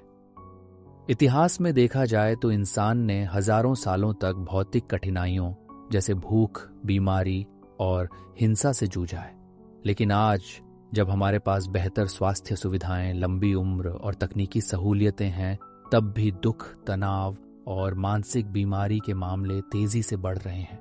ये विरोधाभास इसलिए है क्योंकि भौतिक जरूरतों की पूर्ति के बाद सफरिंग का स्वरूप और भी जटिल और सूक्ष्म हो जाता है। हिडोनिक ट्रेडमिल का कॉन्सेप्ट हमें समझाता है कि चाहे हम कितनी भी खुशहाल स्थिति में पहुंचें, हमारी खुशी की संवेदना जल्दी ही सामान्य हो जाती है और हम फिर से और बेहतर चीजों की चाह में लग जाते हैं। इस एंडलेस चेस में असल में सफरिंग बनी रहती है, ये कभी खत्म नहीं होती। हमारी अपेक्षाएं बढ़ती हैं और जब वे पूरी नहीं होती तो हम असंतुष्ट और दुखी हो जाते हैं। प्रगति ने हमें मटेरियल कंफर्ट दिया है, लेकिन साथ ही हम ऐसी दुनिया में फंसे हैं जहां इमोशनल सेटिस्फैक्शन और मेंटल पीस पाना मुश्किल होता जा रहा है। तकनीक ने हमारी जिंदगी को आसान बनाया है, लेकिन इसी ने नई परेशानियां भी पैदा की हैं। सोशल मीडिया की दुनिया में हम लगातार दूसरों से कंपैरिजन करते रहते हैं, अपनी असफलताओं और कमजोरियों को बड़े पैमाने पर महसूस करते हैं। ये कंपैरिजन जो पहले नहीं था, अब एक नई सफरिंग की वजह बन गया है, जिसे सोशल पेन कहा जा सकता है। इन्फिनिट चॉइस की सुविधा ने भी पैराडॉक्स पैदा किया है। जब विकल्प कम होते थे तो निर्णय लेना आसान था, लेकिन आज जब हर चीज के 1000 विकल्प हैं तो डिसीजन फैटीग और एंग्जाइटी बढ़ जाती है। कभी कभी विकल्पों की अधिकता हमें उलझन और निराशा में डाल देती है। इस तरह टेक्नोलॉजी और प्रोग्रेस ने हमें स्वतंत्रता तो दी है, लेकिन साथ ही हमारे लिए सफरिंग के नए जाल भी बुन दिए हैं। इसके अलावा मॉडर्न लाइफ के फास्ट पेस्ड और हाई प्रेशर एनवायरनमेंट ने भी हमारी मानसिक और शारीरिक वेलबींग को प्रभावित किया है। हम लगातार काम की दौड़ में फंसे रहते हैं, अपनी आइडेंटिटीज, रिलेशनशिप्स और इनर पीस को खोते चले जाते हैं। यह हसल कल्चर भी एक तरह की सफरिंग है जो मॉडर्न सोसाइटी ने जन्म दी है। इसी पैराडॉक्स का एक और पहलू है कि जब हम सफरिंग को अवॉइड करने की कोशिश करते हैं तो अक्सर हम उसे और बढ़ा देते हैं। कंफर्ट और इंस्टेंट ग्रेटिफिकेशन की कल्चर ने हमें सफरिंग को फेस करने और उससे सीखने की जगह से बचा लिया है। लेकिन सफरिंग, चाहे वह कितना भी अनकंफर्टेबल हो, ग्रोथ और ट्रांसफॉर्मेशन का जरिया भी है। जब हम सफरिंग से दूर भागते हैं तो हम अपने इनर रेजिलियंस और मीनिंग मेकिंग की क्षमता को कमजोर कर देते हैं। इसलिए द पैराडॉक्स ऑफ प्रोग्रेस हमें यह सिखाता है कि सफरिंग का खत्म होना प्रगति का पैमाना नहीं हो सकता, बल्कि हमें अपने सफरिंग के साथ नए तरीके से जुड़ना होगा, उसे समझना होगा और अपनी इंटरनल वर्ल्ड को इतना मजबूत बनाना होगा कि हम इस नई दुनिया की चुनौतियों का सामना कर सकें। यह पैराडॉक्स हमें चैलेंज करता है कि हम सिर्फ बाहरी प्रोग्रेस के लिए नहीं जिए, बल्कि अपनी अंदरूनी दुनिया की प्रगति भी करें, जहां इमोशनल इंटेलिजेंस, कंपैशन और माइंडफुलनेस का विकास हो। तभी हम सच में उस सफरिंग के पहाड़ को पार कर सकते हैं जो बाहरी नहीं, बल्कि हमारे मन और समाज के भीतर मौजूद है। इस गहरे विचार के साथ हम समझ पाते हैं कि प्रोग्रेस सिर्फ टेक्नोलॉजी या मटेरियल कंफर्ट नहीं है, बल्कि सफरिंग के नए रूपों को समझकर उनसे पार पाने की कला है, जो आज के समय में शायद सबसे बड़ी चुनौती है। संपूर्ण मानव इतिहास में सफरिंग को सिर्फ एक नकारात्मक अनुभव के रूप में नहीं देखा गया, बल्कि उसे एक गुरु के रूप में भी माना गया है। एक ऐसा शिक्षक जो हमें गहराई से जीवन के रहस्यों से रूबरू कराता है। सफरिंग एज टीचर का विचार एक रहस्यमय लेकिन सशक्त सत्य को उजागर करता है। जब हम दर्द और कष्ट के सामने खड़े होते हैं, तभी हमारी आत्मा की असली परीक्षा शुरू होती है। सफरिंग हमें हमारे कंफर्ट जोन से बाहर खींचती है, हमारी कमजोरियों, सीमाओं और असत्यताओं को सामने लाती है और उसी प्रक्रिया में हमें विकसित होने का अवसर देती है। असली विजडम, वह गहरी समझ जो केवल किताबों या तर्क वितर्क से नहीं मिलती, अक्सर सफरिंग के माध्यम से आती है। जब हम कठिनाइयों का सामना करते हैं तो हम अपने अंदर के शैडोज को देखते हैं, वो हिस्से जिन्हें हम छुपाते थे या नजरअंदाज करते थे। सफरिंग हमें खुद से मिलवाती है, अपने इनर डार्कनेस को स्वीकार करने और उससे दोस्ती करने का साहस देती है। यह प्रोसेस कभी भी आसान नहीं होता, क्योंकि सफरिंग अक्सर हमें टूटने के कगार पर लाती है, पर यही टूटना ही ट्रांसफॉर्मेशन की पहली सीढ़ी है।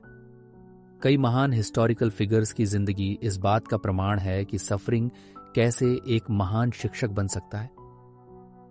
जैसे महात्मा गांधी का संघर्ष और कष्ट केवल शारीरिक ही नहीं थे, बल्कि उन्होंने सफरिंग को अपने अंदर की शक्ति और धैर्य का स्रोत बनाया।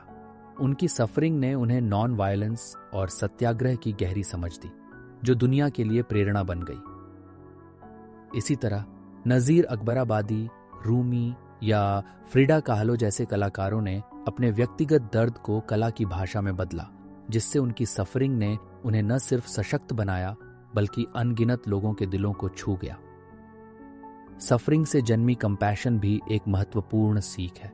जब हम खुद दर्द के अनुभव से गुजरते हैं तो हम दूसरों के सफरिंग के प्रति संवेदनशील और दयालु बन जाते हैं। यह कंपैशन हमें आइसोलेशन से बाहर निकालता है और एक दूसरे से जोड़ता है, जिससे समाज में एम्पैथी और अंडरस्टैंडिंग बढ़ती है। सफरिंग का एक खतरनाक पहलू यह भी है कि इसे रोमांटिसाइज या ग्लोरीफाई किया जा सकता है। ऐसा होना हमें बचना चाहिए। सफरिंग को हेरोइज्म या महानता का साधन बनाना हमारी वास्तविक जिम्मेदारी से ध्यान भटका सकता है। सफरिंग को समझना और उससे सीखना अलग बात है, उसे ढूंढना या चाहना अलग। असली गुरु वह होता है जो सफरिंग को स्वीकार करता है, उसे सीखता है, लेकिन खुद को अननेसेसरी पेन में नहीं डालता। अंत में सफरिंग एक ऐसा टीचर है जो हमें सिखाता है कि जीवन की गहराई केवल सुख दुख के रंगों के मिश्रण में ही महसूस की जा सकती है। जब हम सफरिंग से भागते हैं तो हम जीवन के उस पहलू से भागते हैं जो हमें सबसे ज्यादा जानने और समझने का मौका देता है। इसलिए सफरिंग को एक अवसर के रूप में देखना चाहिए, एक ऐसा मौका जो हमारी आत्मा को मजबूत, हमारी समझ को गहरा और हमारे दिल को विशाल बनाता है। इस रहस्यमय शिक्षक से मिलने का साहस ही हमें जीवन के सबसे बड़े रहस्यों तक ले जाता है।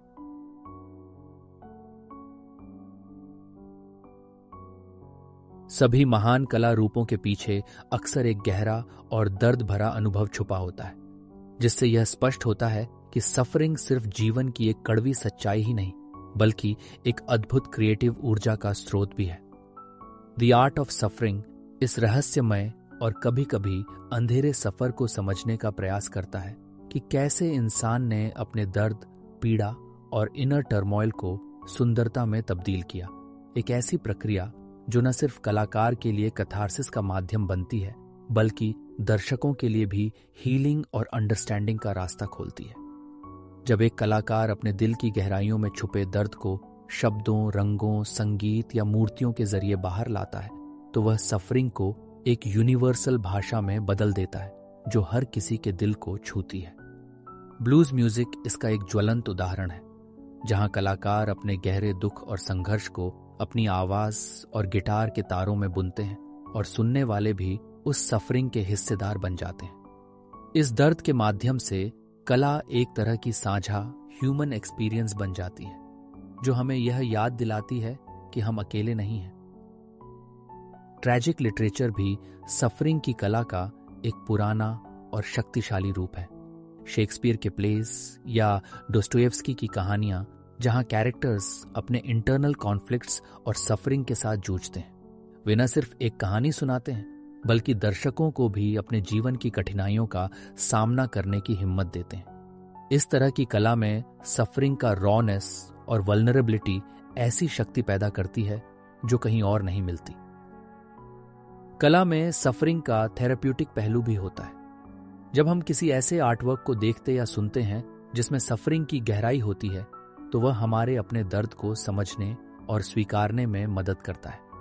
ये विकेरियस प्रोसेसिंग कहलाता है, एक ऐसा अनुभव जिसमें हम सीधे तौर पर अपनी पीड़ा को फेस किए बिना दूसरों के सफरिंग को विटनेस करके इमोशनल रिलीज पाते हैं। ये प्रक्रिया हीलिंग को जन्म देती है और हमें अपनी इनर दुनिया के साथ एक नई समझ बनाती है।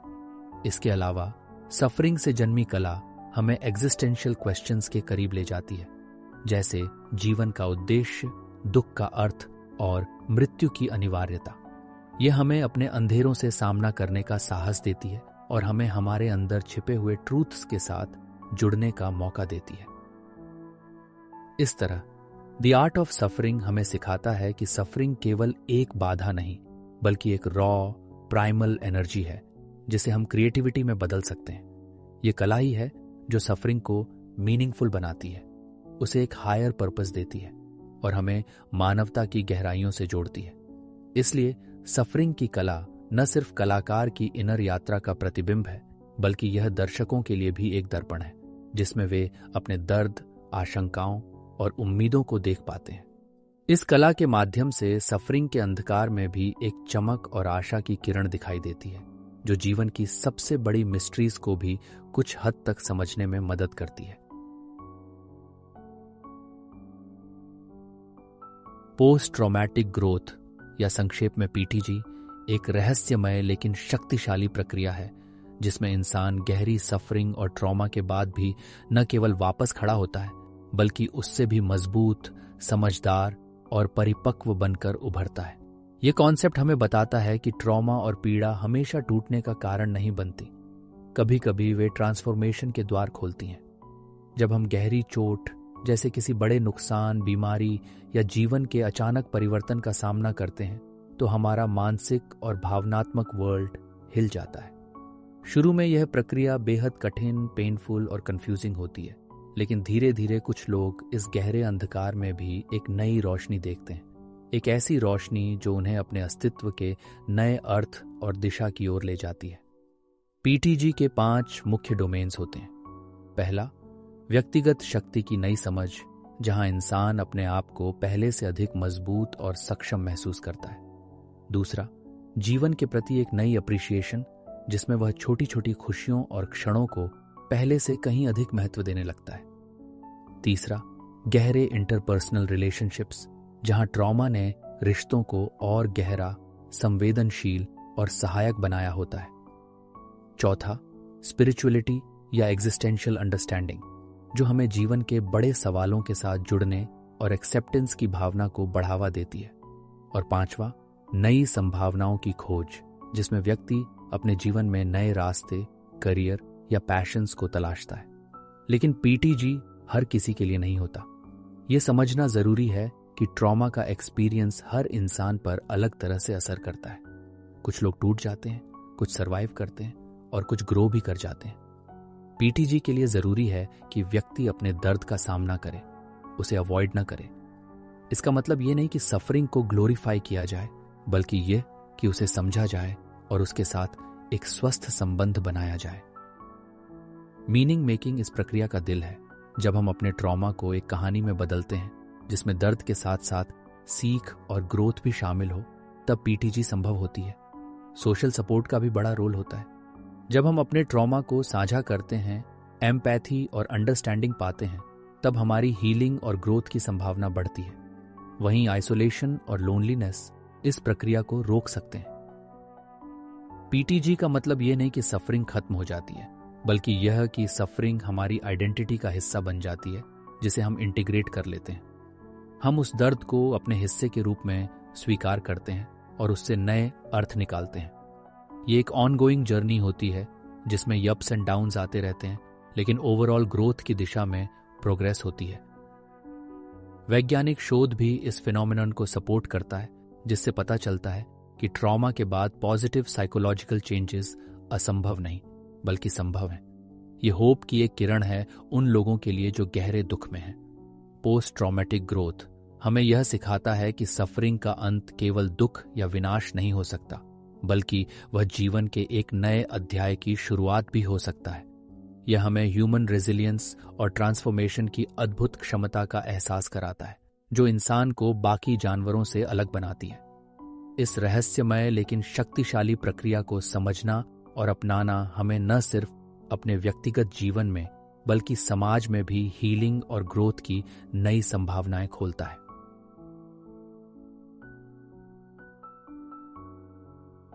सफलता और खुशी की कहानियों के साथ साथ सफरिंग की भी एक गहरी सामाजिक डायमेंशन होती है, जिसे हम द कम्युनिटी ऑफ सफरिंग के नाम से जानते हैं।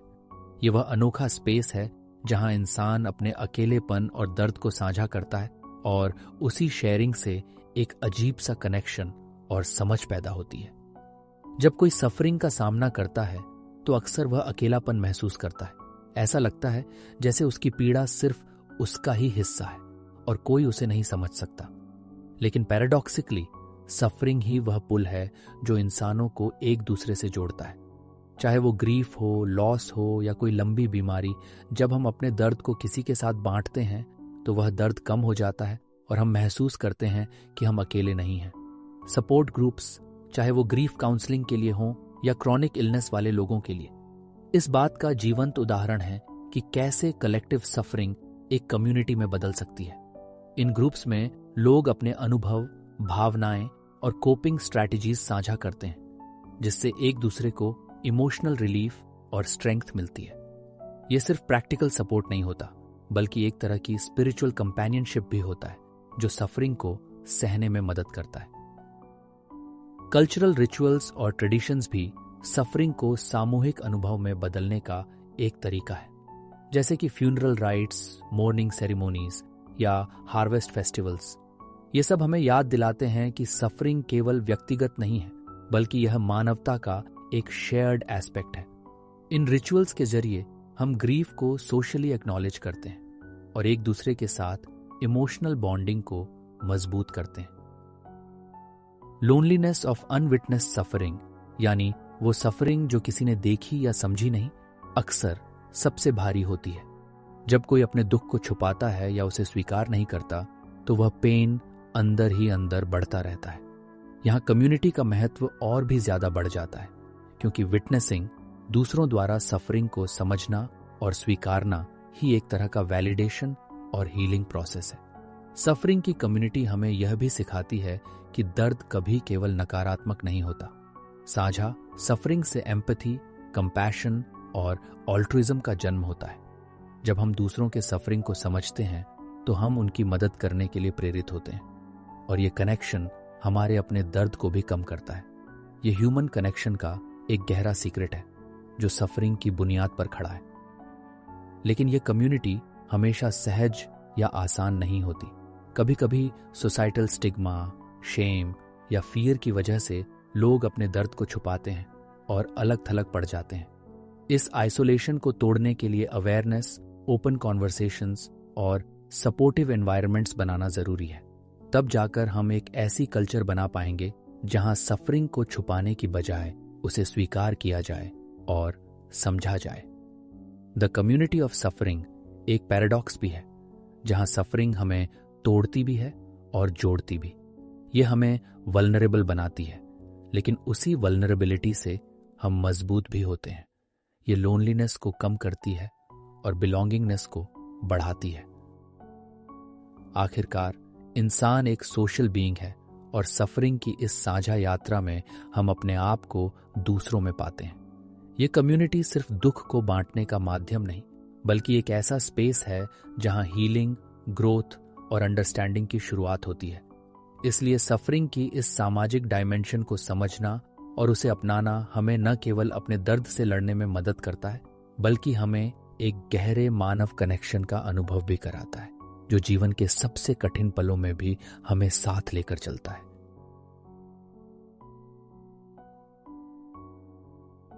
क्या सफरिंग जरूरी है?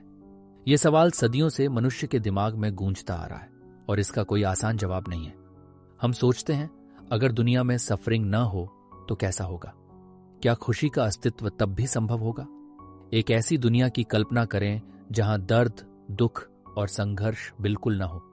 क्या वह दुनिया सच में पूरी तरह से खुशहाल होगी, या वह एक ऐसी जगह होगी जहां भावनाएं फीकी और असली नहीं होंगी? सफरिंग हमारे जीवन के हर रंग को गहराई देती है। बिना सफरिंग के खुशी सिर्फ एक खाली शब्द रह जाएगी। जैसे कि प्रकाश की परिभाषा तब तक अधूरी है जब तक अंधकार की मौजूदगी न हो, वैसे ही प्रेम, आनंद और संतोष का मतलब भी तब तक अधूरा है जब तक हम लॉस, सैडनेस और पीड़ा के बिना उनके विपरीत अनुभव न करें। सफरिंग के बिना हमारी संवेदनाएं सुन्न हो सकती हैं और हम भावनात्मक नमनेस की स्थिति में पहुंच सकते हैं, जहां कुछ भी हम पर असर नहीं करता। यही नहीं, सफरिंग हमें जीवन के महत्वपूर्ण लेसन्स सिखाती है। यह हमें अवेयर बनाती है, हमें ग्रोथ की दिशा में ले जाती है। इसके बिना हम अपनी कमजोरियों और सीमाओं को नहीं समझ पाते और न ही हम दूसरों के दर्द के प्रति सहानुभूति विकसित कर पाते हैं। लेकिन क्या सफरिंग का मतलब है कि हमें इसे हमेशा सहना चाहिए? जरूरी नहीं। सफरिंग का होना आवश्यक है, लेकिन उसकी क्वालिटी और कॉन्टेक्स्ट बहुत मायने रखती है। कुछ सफरिंग हमें जागरूक करती है और हमें बेहतर इंसान बनाती है, जबकि कुछ सफरिंग बेवजह की, निरर्थक और डिस्ट्रक्टिव होती है। जैसे शारीरिक दर्द हमें चेतावनी देता है कि हमारे शरीर में कुछ गलत है, वैसे ही इमोशनल सफरिंग हमें अंदरूनी समस्याओं की तरफ ध्यान दिलाती है। इस पर्सपेक्टिव से सफरिंग एक नेसेसरी सिग्नल भी है, जो हमारे सर्वाइवल और वेल बीइंग के लिए जरूरी है। वहीं दूसरी तरफ आज की दुनिया में हम ऐसे सफरिंग के भी गवाह हैं जो आर्टिफिशियल या अननेसेसरी हैं, जैसे सोशल मीडिया की वजह से बढ़ती एंग्जाइटी, कंपैरिजन की भावना और एंडलेस चॉइसेस का तनाव। यह दिखाता है कि सफरिंग का स्वरूप बदल रहा है, लेकिन उसका होना जारी है। इस सवाल के साथ एक और पहलू जुड़ा है, क्या हम बिना सफरिंग के पूरी तरह से इवॉल्व्ड हो सकते हैं? बहुत से फिलोसोफर्स और थिंकर्स मानते हैं कि सफरिंग ही हमें सेल्फ अवेयरनेस, एम्पैथी और एग्जिस्टेंशियल अंडरस्टैंडिंग देती है। अगर हम बिना सफरिंग के होते तो शायद हम जीवन के गहरे मिस्ट्रीज को नहीं समझ पाते। यही वजह है कि कई स्पिरिचुअल ट्रेडिशंस सफरिंग को एक नेसेसरी टीचर मानते हैं, जो हमें हायर कॉन्शियसनेस और लिबरेशन की ओर ले जाता है। इसी संदर्भ में आर्टिफिशियल इंटेलिजेंस और मशीन सफरिंग का सवाल भी उठता है। क्या मशीन्स को सफरिंग का अनुभव होगा? अगर होगा तो क्या उनका भी कोई मीनिंग होगा? यह सवाल हमें सफरिंग के डीपर नेचर और उसकी नेसेसिटी के बारे में सोचने पर मजबूर करता है। अंत में सफरिंग की जरूरत पर विचार करते हुए हमें यह भी समझना होगा कि सफरिंग केवल नकारात्मक नहीं है। यह जीवन का एक मूलभूत हिस्सा है जो हमें मानव बनाता है, हमें जोड़ता है और हमें आगे बढ़ाता है। बिना सफरिंग के जीवन की सुंदरता और गहराई अधूरी रहती। इसलिए सफरिंग जरूरी है।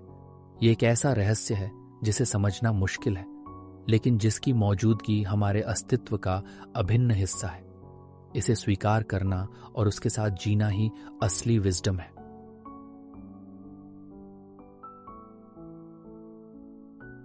सफरिंग की एथिक्स यानी नैतिकता का सवाल एक बहुत ही जटिल और गहरा विषय है, जहां हम अक्सर अपने दिल और दिमाग के बीच उलझन में फंस जाते हैं। जब हम बात करते हैं सफरिंग को कम करने या खत्म करने की, तो सामने आता है ये बड़ा एथिकल डिलेमा कि कब सफरिंग को खत्म करना सही है और कब उसे जारी रहने देना चाहिए।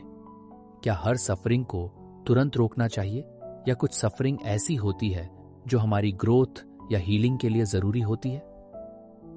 एक तरफ कंपैशन और ह्यूमैनिटी हमें दूसरों के दर्द को कम करने की प्रेरणा देते हैं। जब हम किसी के सफरिंग को देखते हैं तो हमारा स्वाभाविक जवाब होता है उसकी मदद करना, उसे आराम देना। यही वजह है कि मेडिकल एथिक्स में भी यह सवाल बार बार उठता है कि कब एक मरीज की सफरिंग को बढ़ने देना सही है और कब उसे खत्म करने के लिए ट्रीटमेंट या एंड ऑफ लाइफ केयर देना चाहिए। यहाँ राइट टू डाई जैसे मुद्दे सामने आते हैं, जहाँ कुछ लोग सफरिंग से बचने के लिए असिस्टेड सुइसाइड या यूथनेशिया की मांग करते हैं। इस डिबेट में एक तरफ है इंसान का सफरिंग से मुक्त होने का अधिकार, तो दूसरी तरफ है जीवन की पवित्रता का सिद्धांत। इसके अलावा पेरेंटल एथिक्स में भी यह सवाल बड़ा चुनौतीपूर्ण होता है। क्या बच्चों को हर तरह के सफरिंग से बचाना चाहिए या उन्हें थोड़ी बहुत मुश्किलों का सामना करने देना चाहिए ताकि वे मजबूत बन सकें? यहां सफरिंग की नेसेसिटी और प्रोटेक्शन के बीच संतुलन बनाना जरूरी हो जाता है। वहीं समाज में सफरिंग की राजनीति भी बहुत जटिल होती है। कौन सफरिंग करेगा, कौन उसे सहन करेगा और कौन उसे राहत देगा? यह सवाल पावर स्ट्रक्चर्स, इनइक्वालिटीज और सोशल जस्टिस से जुड़ा होता है। कभी कभी सफरिंग को कंट्रोल करने या खत्म करने के नाम पर कुछ समूहों का शोषण या उपेक्षा भी हो जाती है। इसलिए एथिक्स हमें याद दिलाती है कि सफरिंग से निपटना सिर्फ व्यक्तिगत नहीं बल्कि सामाजिक जिम्मेदारी भी है। कई बार सफरिंग को लेटिंग बी या allowing to run its course की नीति अपनानी पड़ती है, खासकर तब जब सफरिंग का अर्थ हीलिंग या ट्रांसफॉर्मेशन से जुड़ा हो। कुछ धार्मिक और स्पिरिचुअल ट्रेडिशंस में सफरिंग को एक प्यूरिफिकेशन या टेस्टिंग का रूप माना जाता है, जहां उसे फोर्सफुली हटाना सही नहीं माना जाता। लेकिन मॉडर्न मेडिकल साइंस और ह्यूमन राइट्स की दुनिया में सफरिंग को मिनिमाइज करना प्राथमिकता है, जिससे क्वालिटी ऑफ लाइफ बेहतर हो। एथिक्स हमें यह भी सोचने पर मजबूर करती है कि सफरिंग का एक्सपीरियंस हर इंसान के लिए अलग होता है। किसी के लिए छोटा दर्द, किसी के लिए असहनीय पीड़ा। इसलिए जजमेंट में एम्पैथी और कॉन्टेक्स्ट की जरूरत होती है। अंततः सफरिंग की एथिक्स में हम इस टेंशन को स्वीकार करते हैं कि सफरिंग को खत्म करना एक मॉरल इंपरेटिव है, लेकिन साथ ही हमें उस सफरिंग की वजह, उसकी लर्निंग और उसकी डीपर मीनिंग को भी समझना होगा। ये बैलेंसिंग एक्ट ही एथिक्स की जटिलता और खूबसूरती है, जहां हम कंपैशन, जस्टिस, ऑटोनॉमी और डिग्निटी के बीच संतुलन बनाते हैं। इसलिए सफरिंग की एथिक्स सिर्फ रूल्स या गाइडलाइंस नहीं, बल्कि एक ऑनगोइंग डायलॉग है जो हमें हमारे अपने ह्यूमैनिटी की सीमा और गहराई से रूबरू कराता है। इसे समझना और उसका सम्मान करना ही असली नैतिक विजडम है। सफरिंग का रहस्य जितना हम समझने की कोशिश करते हैं, उतना ही वह और गहरा होता जाता है। ये एक ऐसा रहस्य है जो शायद पूरी तरह कभी नहीं सुलझाया जा सकता। फिलॉसफी और स्पिरिचुअलिटी दोनों ने इस बात को माना है कि सफरिंग की नेचर इतनी कॉम्प्लेक्स और मल्टीफैसेटेड है कि उसे सिर्फ लॉजिक या साइंस से पूरी तरह समझ पाना असंभव है। हमारे पास जो एक्सप्लेनेशंस हैं वे अक्सर सरफेस के लेवल पर होते हैं, जबकि सफरिंग की असली गहराई और उसका पर्पस एक मिस्ट्री के रूप में बना रहता है। इस मिस्ट्री का एक बड़ा कारण यह है कि सफरिंग का एक्सपीरियंस हर इंसान के लिए यूनिक होता है। यह सब्जेक्टिव है, डीपली पर्सनल है और इसे यूनिवर्सल फॉर्मूला में बांधना आसान नहीं। कभी कभी ऐसा लगता है कि सफरिंग सिर्फ एक अनियंत्रित घटना है जिसका कोई मतलब नहीं, कोई कारण नहीं और ये रैंडमनेस की तरह होता है। लेकिन दूसरी तरफ कई ट्रेडिशंस और थिंकर्स मानते हैं कि सफरिंग के पीछे कोई गुप्त उद्देश्य या हायर ऑर्डर होता है जिसे हम अभी समझ नहीं पाए हैं।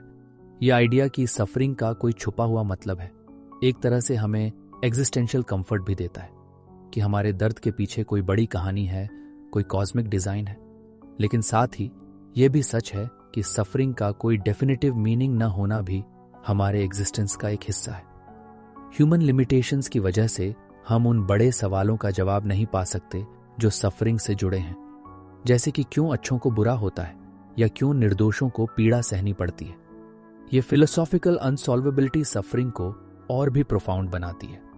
मिस्ट्री के इस पहलू में हम अक्सर पैराडॉक्सिस का सामना करते हैं। सफरिंग के साथ रहना और उसे स्वीकारना कितना मुश्किल होता है, जबकि हम उसकी वजह जानना चाहते हैं। यही वजह है कि कई लोग सफरिंग को एग्जिस्टेंशियल चैलेंज मानते हैं, जो हमें हमारे खुद के लिमिट्स और वल्नरेबिलिटीज से मिलवाता है। इसके अलावा मिस्ट्री हमें ह्यूमिलिटी सिखाती है कि हमारी नॉलेज सीमित है और कुछ चीजें हमसे परे हैं। इस स्वीकार्यता से हम सफरिंग के अननोन एस्पेक्ट्स के साथ भी जीना सीखते हैं। इसके साथ ही कुछ थिंकर्स कहते हैं कि सफरिंग की मिस्ट्री ही लाइफ की रिचनेस और कॉम्प्लेक्सिटी को दर्शाती है। अगर सब कुछ स्पष्ट और प्रिडिक्टेबल होता तो जीवन इतना मीनिंगफुल और वाइब्रेंट नहीं होता। मिस्ट्री का प्रेजेंस हमें क्रिएटिविटी, वंडर और डीप कॉन्टेम्पलेशन की ओर ले जाता है। वहीं मिस्ट्री हमें एग्जिस्टेंशियल क्वेश्चंस के साथ ओपन एंडेड रहने की अनुमति भी देती है कि हम आंसर्स के बजाय क्वेश्चंस में ही रह सकते हैं और उसमें ही ग्रोथ पा सकते हैं। यह भी एक तरह का स्पिरिचुअल प्रैक्टिस बन जाता है, जिसमें हम सफरिंग को सिर्फ प्रॉब्लम नहीं बल्कि एक्सपीरियंस के रूप में देखना सीखते हैं। अंत में सफरिंग की मिस्ट्री डीपन्स करती है हमारी कैपेसिटी को वंडर, एम्पैथी और कनेक्शन के लिए।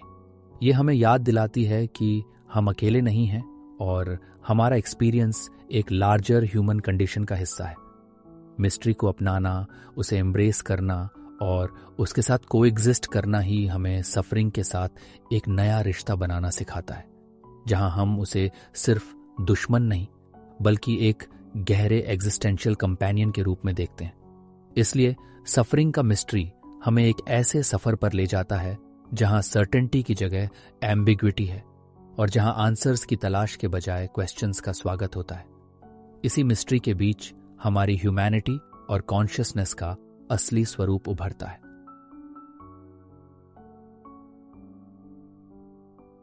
सफरिंग के अंधकार में प्रैक्टिकल विजडम यानी व्यावहारिक बुद्धि की बहुत जरूरत होती है, क्योंकि सिर्फ थियोरेटिकल समझ या फिलोसॉफिकल सोच से हम अपने दर्द के साथ जीना नहीं सीख पाते।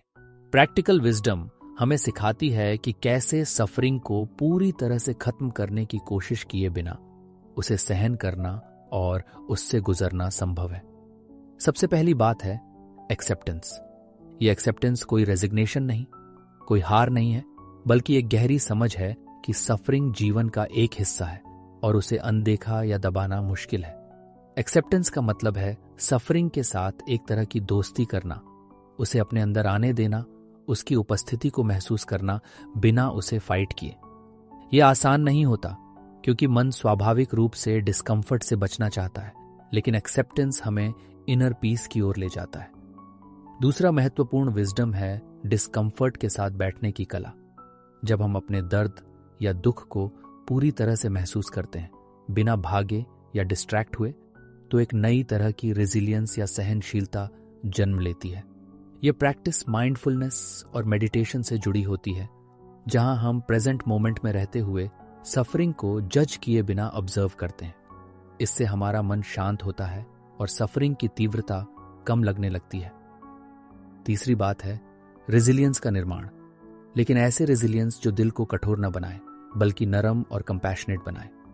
अक्सर हम सोचते हैं कि मजबूत बनने के लिए हमें अपने इमोशंस को दबाना होगा, लेकिन असली विजडम यह है कि हम अपनी वल्नरेबिलिटी को स्वीकार करें और फिर भी आगे बढ़ें। ये नरमी हमें सेल्फ कंपैशन और दूसरों के प्रति एम्पैथी भी बढ़ाती है। इसके अलावा प्रैक्टिकल विजडम में यह समझ भी आती है कि कब सफरिंग को अकेले सहना चाहिए और कब मदद मांगनी चाहिए। कभी कभी हम सोचते हैं कि दर्द या सफरिंग अकेले ही झेलना है, लेकिन दूसरों से बात करना, काउंसलिंग लेना या सपोर्ट ग्रुप्स में जाना भी हीलिंग का हिस्सा होता है। यह समझना जरूरी है कि मदद लेना वीकनेस नहीं बल्कि खुद के प्रति जिम्मेदारी है। एक और महत्वपूर्ण पहलू है प्रेजेंस का अभ्यास। पेनफुल मोमेंट्स में पूरी तरह से मौजूद रहना, उन्हें डिनाय या अवॉइड करने की बजाय महसूस करना। ये प्रेजेंस हमें हमारे इंटरनल रिसोर्सेज से जोड़ती है और सफरिंग को टेम्पोररी अनुभव के रूप में देखने में मदद करती है। साथ ही प्रैक्टिकल विजडम हमें सिखाती है कि सफरिंग को अपने आइडेंटिटी का हिस्सा न बनने देना, मतलब कि दर्द को अपनी पूरी पहचान न बना लेना। क्योंकि जब सफरिंग हमारी पूरी बीइंग बन जाती है तो हम उसके घेरे में फंस जाते हैं और आगे बढ़ने में मुश्किल होती है। इसके बजाय सफरिंग को एक एक्सपीरियंस के रूप में लेना चाहिए जो आता है और जाता है, लेकिन हम उससे बढ़कर हैं। अंत में प्रैक्टिकल विजडम यह भी कहती है कि सफरिंग को खत्म करने का प्रयास निरंतर होना चाहिए, लेकिन साथ ही उसे जीना भी सीखना चाहिए। जब हम इस संतुलन को अपनाते हैं, एक्सेप्टेंस और प्रयास के बीच, एंड्योरेंस और सीकिंग हेल्प के बीच, तब हम सफरिंग के साथ बेहतर तरीके से नेविगेट कर पाते हैं। ये विजडम सिर्फ किताबों में नहीं बल्कि लाइफ के अनुभवों में आती है और ये हर इंसान के लिए यूनिक होती है। इसलिए सफरिंग के सफर में प्रैक्टिकल विजडम हमारा सबसे मजबूत साथी बन जाती है, जो हमें अंधकार में भी एक राह दिखाती है, जहां हम पूरी तरह टूटे बिना अपने दर्द के साथ जीना सीखते हैं।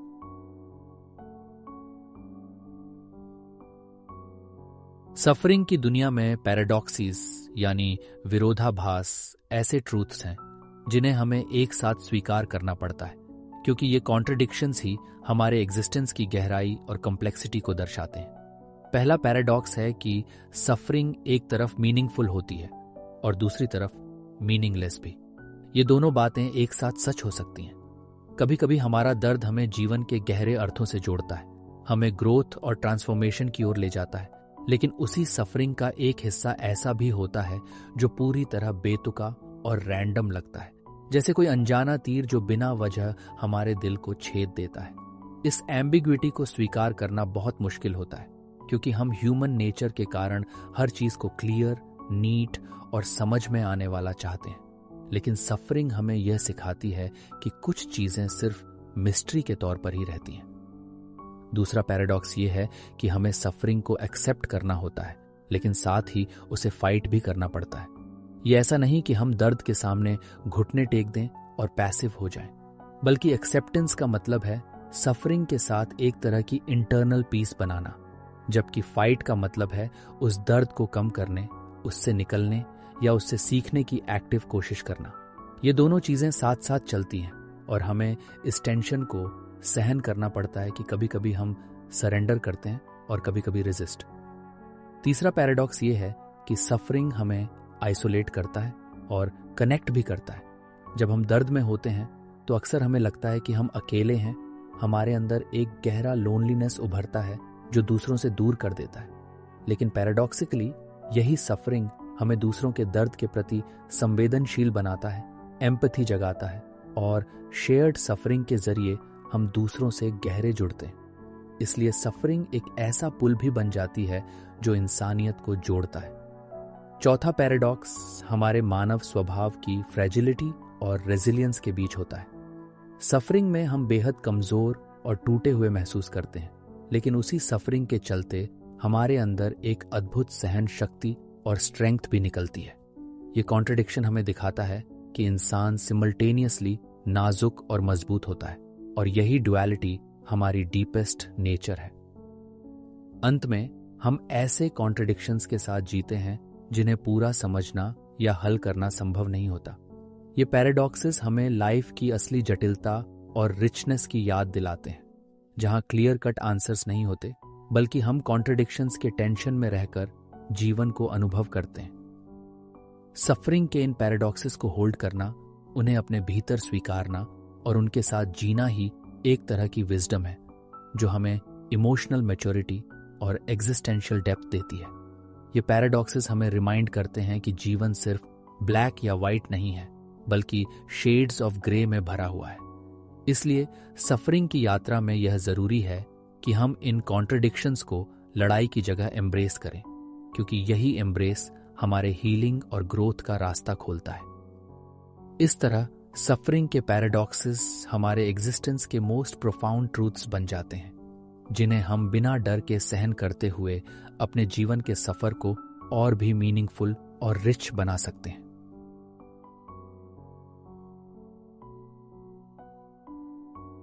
सफरिंग के साथ हमारा सफर कोई ऐसा रास्ता नहीं है जिसका कोई डेफिनेट डेस्टिनेशन हो, बल्कि यह एक कॉन्टिन्यूइंग जर्नी है, एक ऐसी यात्रा जिसमें सफरिंग हमारा लाइफ लॉन्ग कंपेनियन बन जाती है, न कि कोई समस्या जिसे हम पूरी तरह से सॉल्व कर सकें।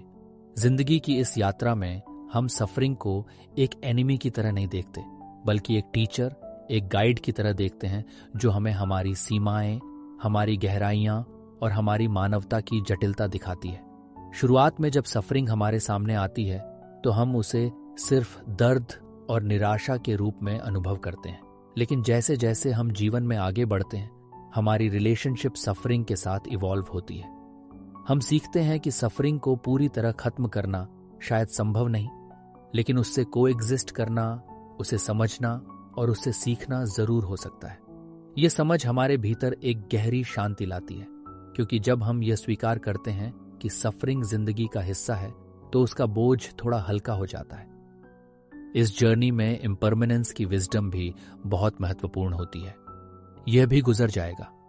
यह सिंपल लेकिन प्रोफाउंड बात हमें सफरिंग के अंधेरे में उम्मीद की किरण दिखाती है।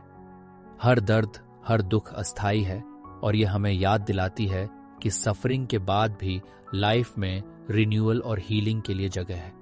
साथ ही हमारी समझ बढ़ती है कि सफरिंग का कोई अंतिम उत्तर या एक्सप्लेनेशन नहीं होता। यह कॉन्शियसनेस की मिस्ट्री का हिस्सा है, जिसे हम लाइफ टाइम समझते रहते हैं। इस जर्नी में हमारा फोकस सिर्फ सफरिंग को खत्म करने पर नहीं, बल्कि अपने पूरे बीइंग के साथ उस सफरिंग को जीने पर होता है। हम अपनी इमोशनल और साइकोलॉजिकल कैपेसिटीज को एक्सपैंड करते हैं ताकि हम पेन को सप्रेस करने की बजाय उसे इंटीग्रेट कर सकें। ये इंटीग्रेशन हमारी आइडेंटिटी को गहरा बनाती है और हमें एक अधिक कंपैशनेट और जागरूक इंसान बनाती है। साथ ही ये जर्नी हमें प्रिपेयर करती है फ्यूचर सफरिंग के लिए, क्योंकि सफरिंग कभी खत्म नहीं होती, बल्कि उसके नए नए रूप हमें जिंदगी के अलग अलग स्टेजेस में मिलते रहते हैं। जब हम यह जानते हैं कि सफरिंग हमारी कांस्टेंट कंपेनियन है, तो हम अपने मन को मेंटली और इमोशनली मजबूत बना सकते हैं, ताकि आने वाले पेन और चैलेंजेस का सामना बेहतर तरीके से कर सकें। इसी के साथ लिविंग फुली नाउ का अर्थ बनता है प्रेजेंट मोमेंट में पूरी तरह जीना, भले ही सफरिंग हो या खुशी। ये अवेयरनेस हमें जीवन के हर एक्सपीरियंस को गहराई से महसूस करने और उसके साथ जुड़ने की ताकत देती है। आखिरकार सफरिंग की यह कंटिन्यूइंग जर्नी कॉन्शियसनेस की कॉम्प्लेक्सिटी को दर्शाती है। एक ऐसी यात्रा जहां पेन और ट्रांसेंडेंस, डार्कनेस और लाइट, डिस्पेयर और होप एक साथ मौजूद रहते हैं। इस जर्नी में हम न केवल सफरिंग के साथ जीना सीखते हैं, बल्कि उसकी गहराई से कुछ ऐसा समझते हैं जो ऑर्डिनरी हैप्पीनेस या कंफर्ट में संभव नहीं होता। ये एक अनफोल्डिंग मिस्ट्री है जो हमें हमारी ह्यूमैनिटी की सबसे इंटीमेट और प्रोफाउंड ट्रूथ्स से मिलवाती है। इसलिए सफरिंग के साथ जीवन एक स्टैटिक स्थिति नहीं, बल्कि एक डायनामिक इवॉल्विंग प्रोसेस है। एक ऐसा सफर जहां हम हर दिन थोड़ा और समझते हैं, थोड़ा और सहन करते हैं और धीरे धीरे उस अंधकार में भी एक तरह की रोशनी खोजते हैं। यही कंटिन्यूइंग जर्नी हमें रिमाइंड करती है कि सफरिंग कोई अंत नहीं, बल्कि जीवन की गहराई में उतरने का एक रास्ता है जो हमें अल्टीमेटली उस ट्रांसेंडेंस की ओर ले जाता है, जहां सफरिंग भी एक नई तरह की मीनिंग और कनेक्शन में बदल जाती है।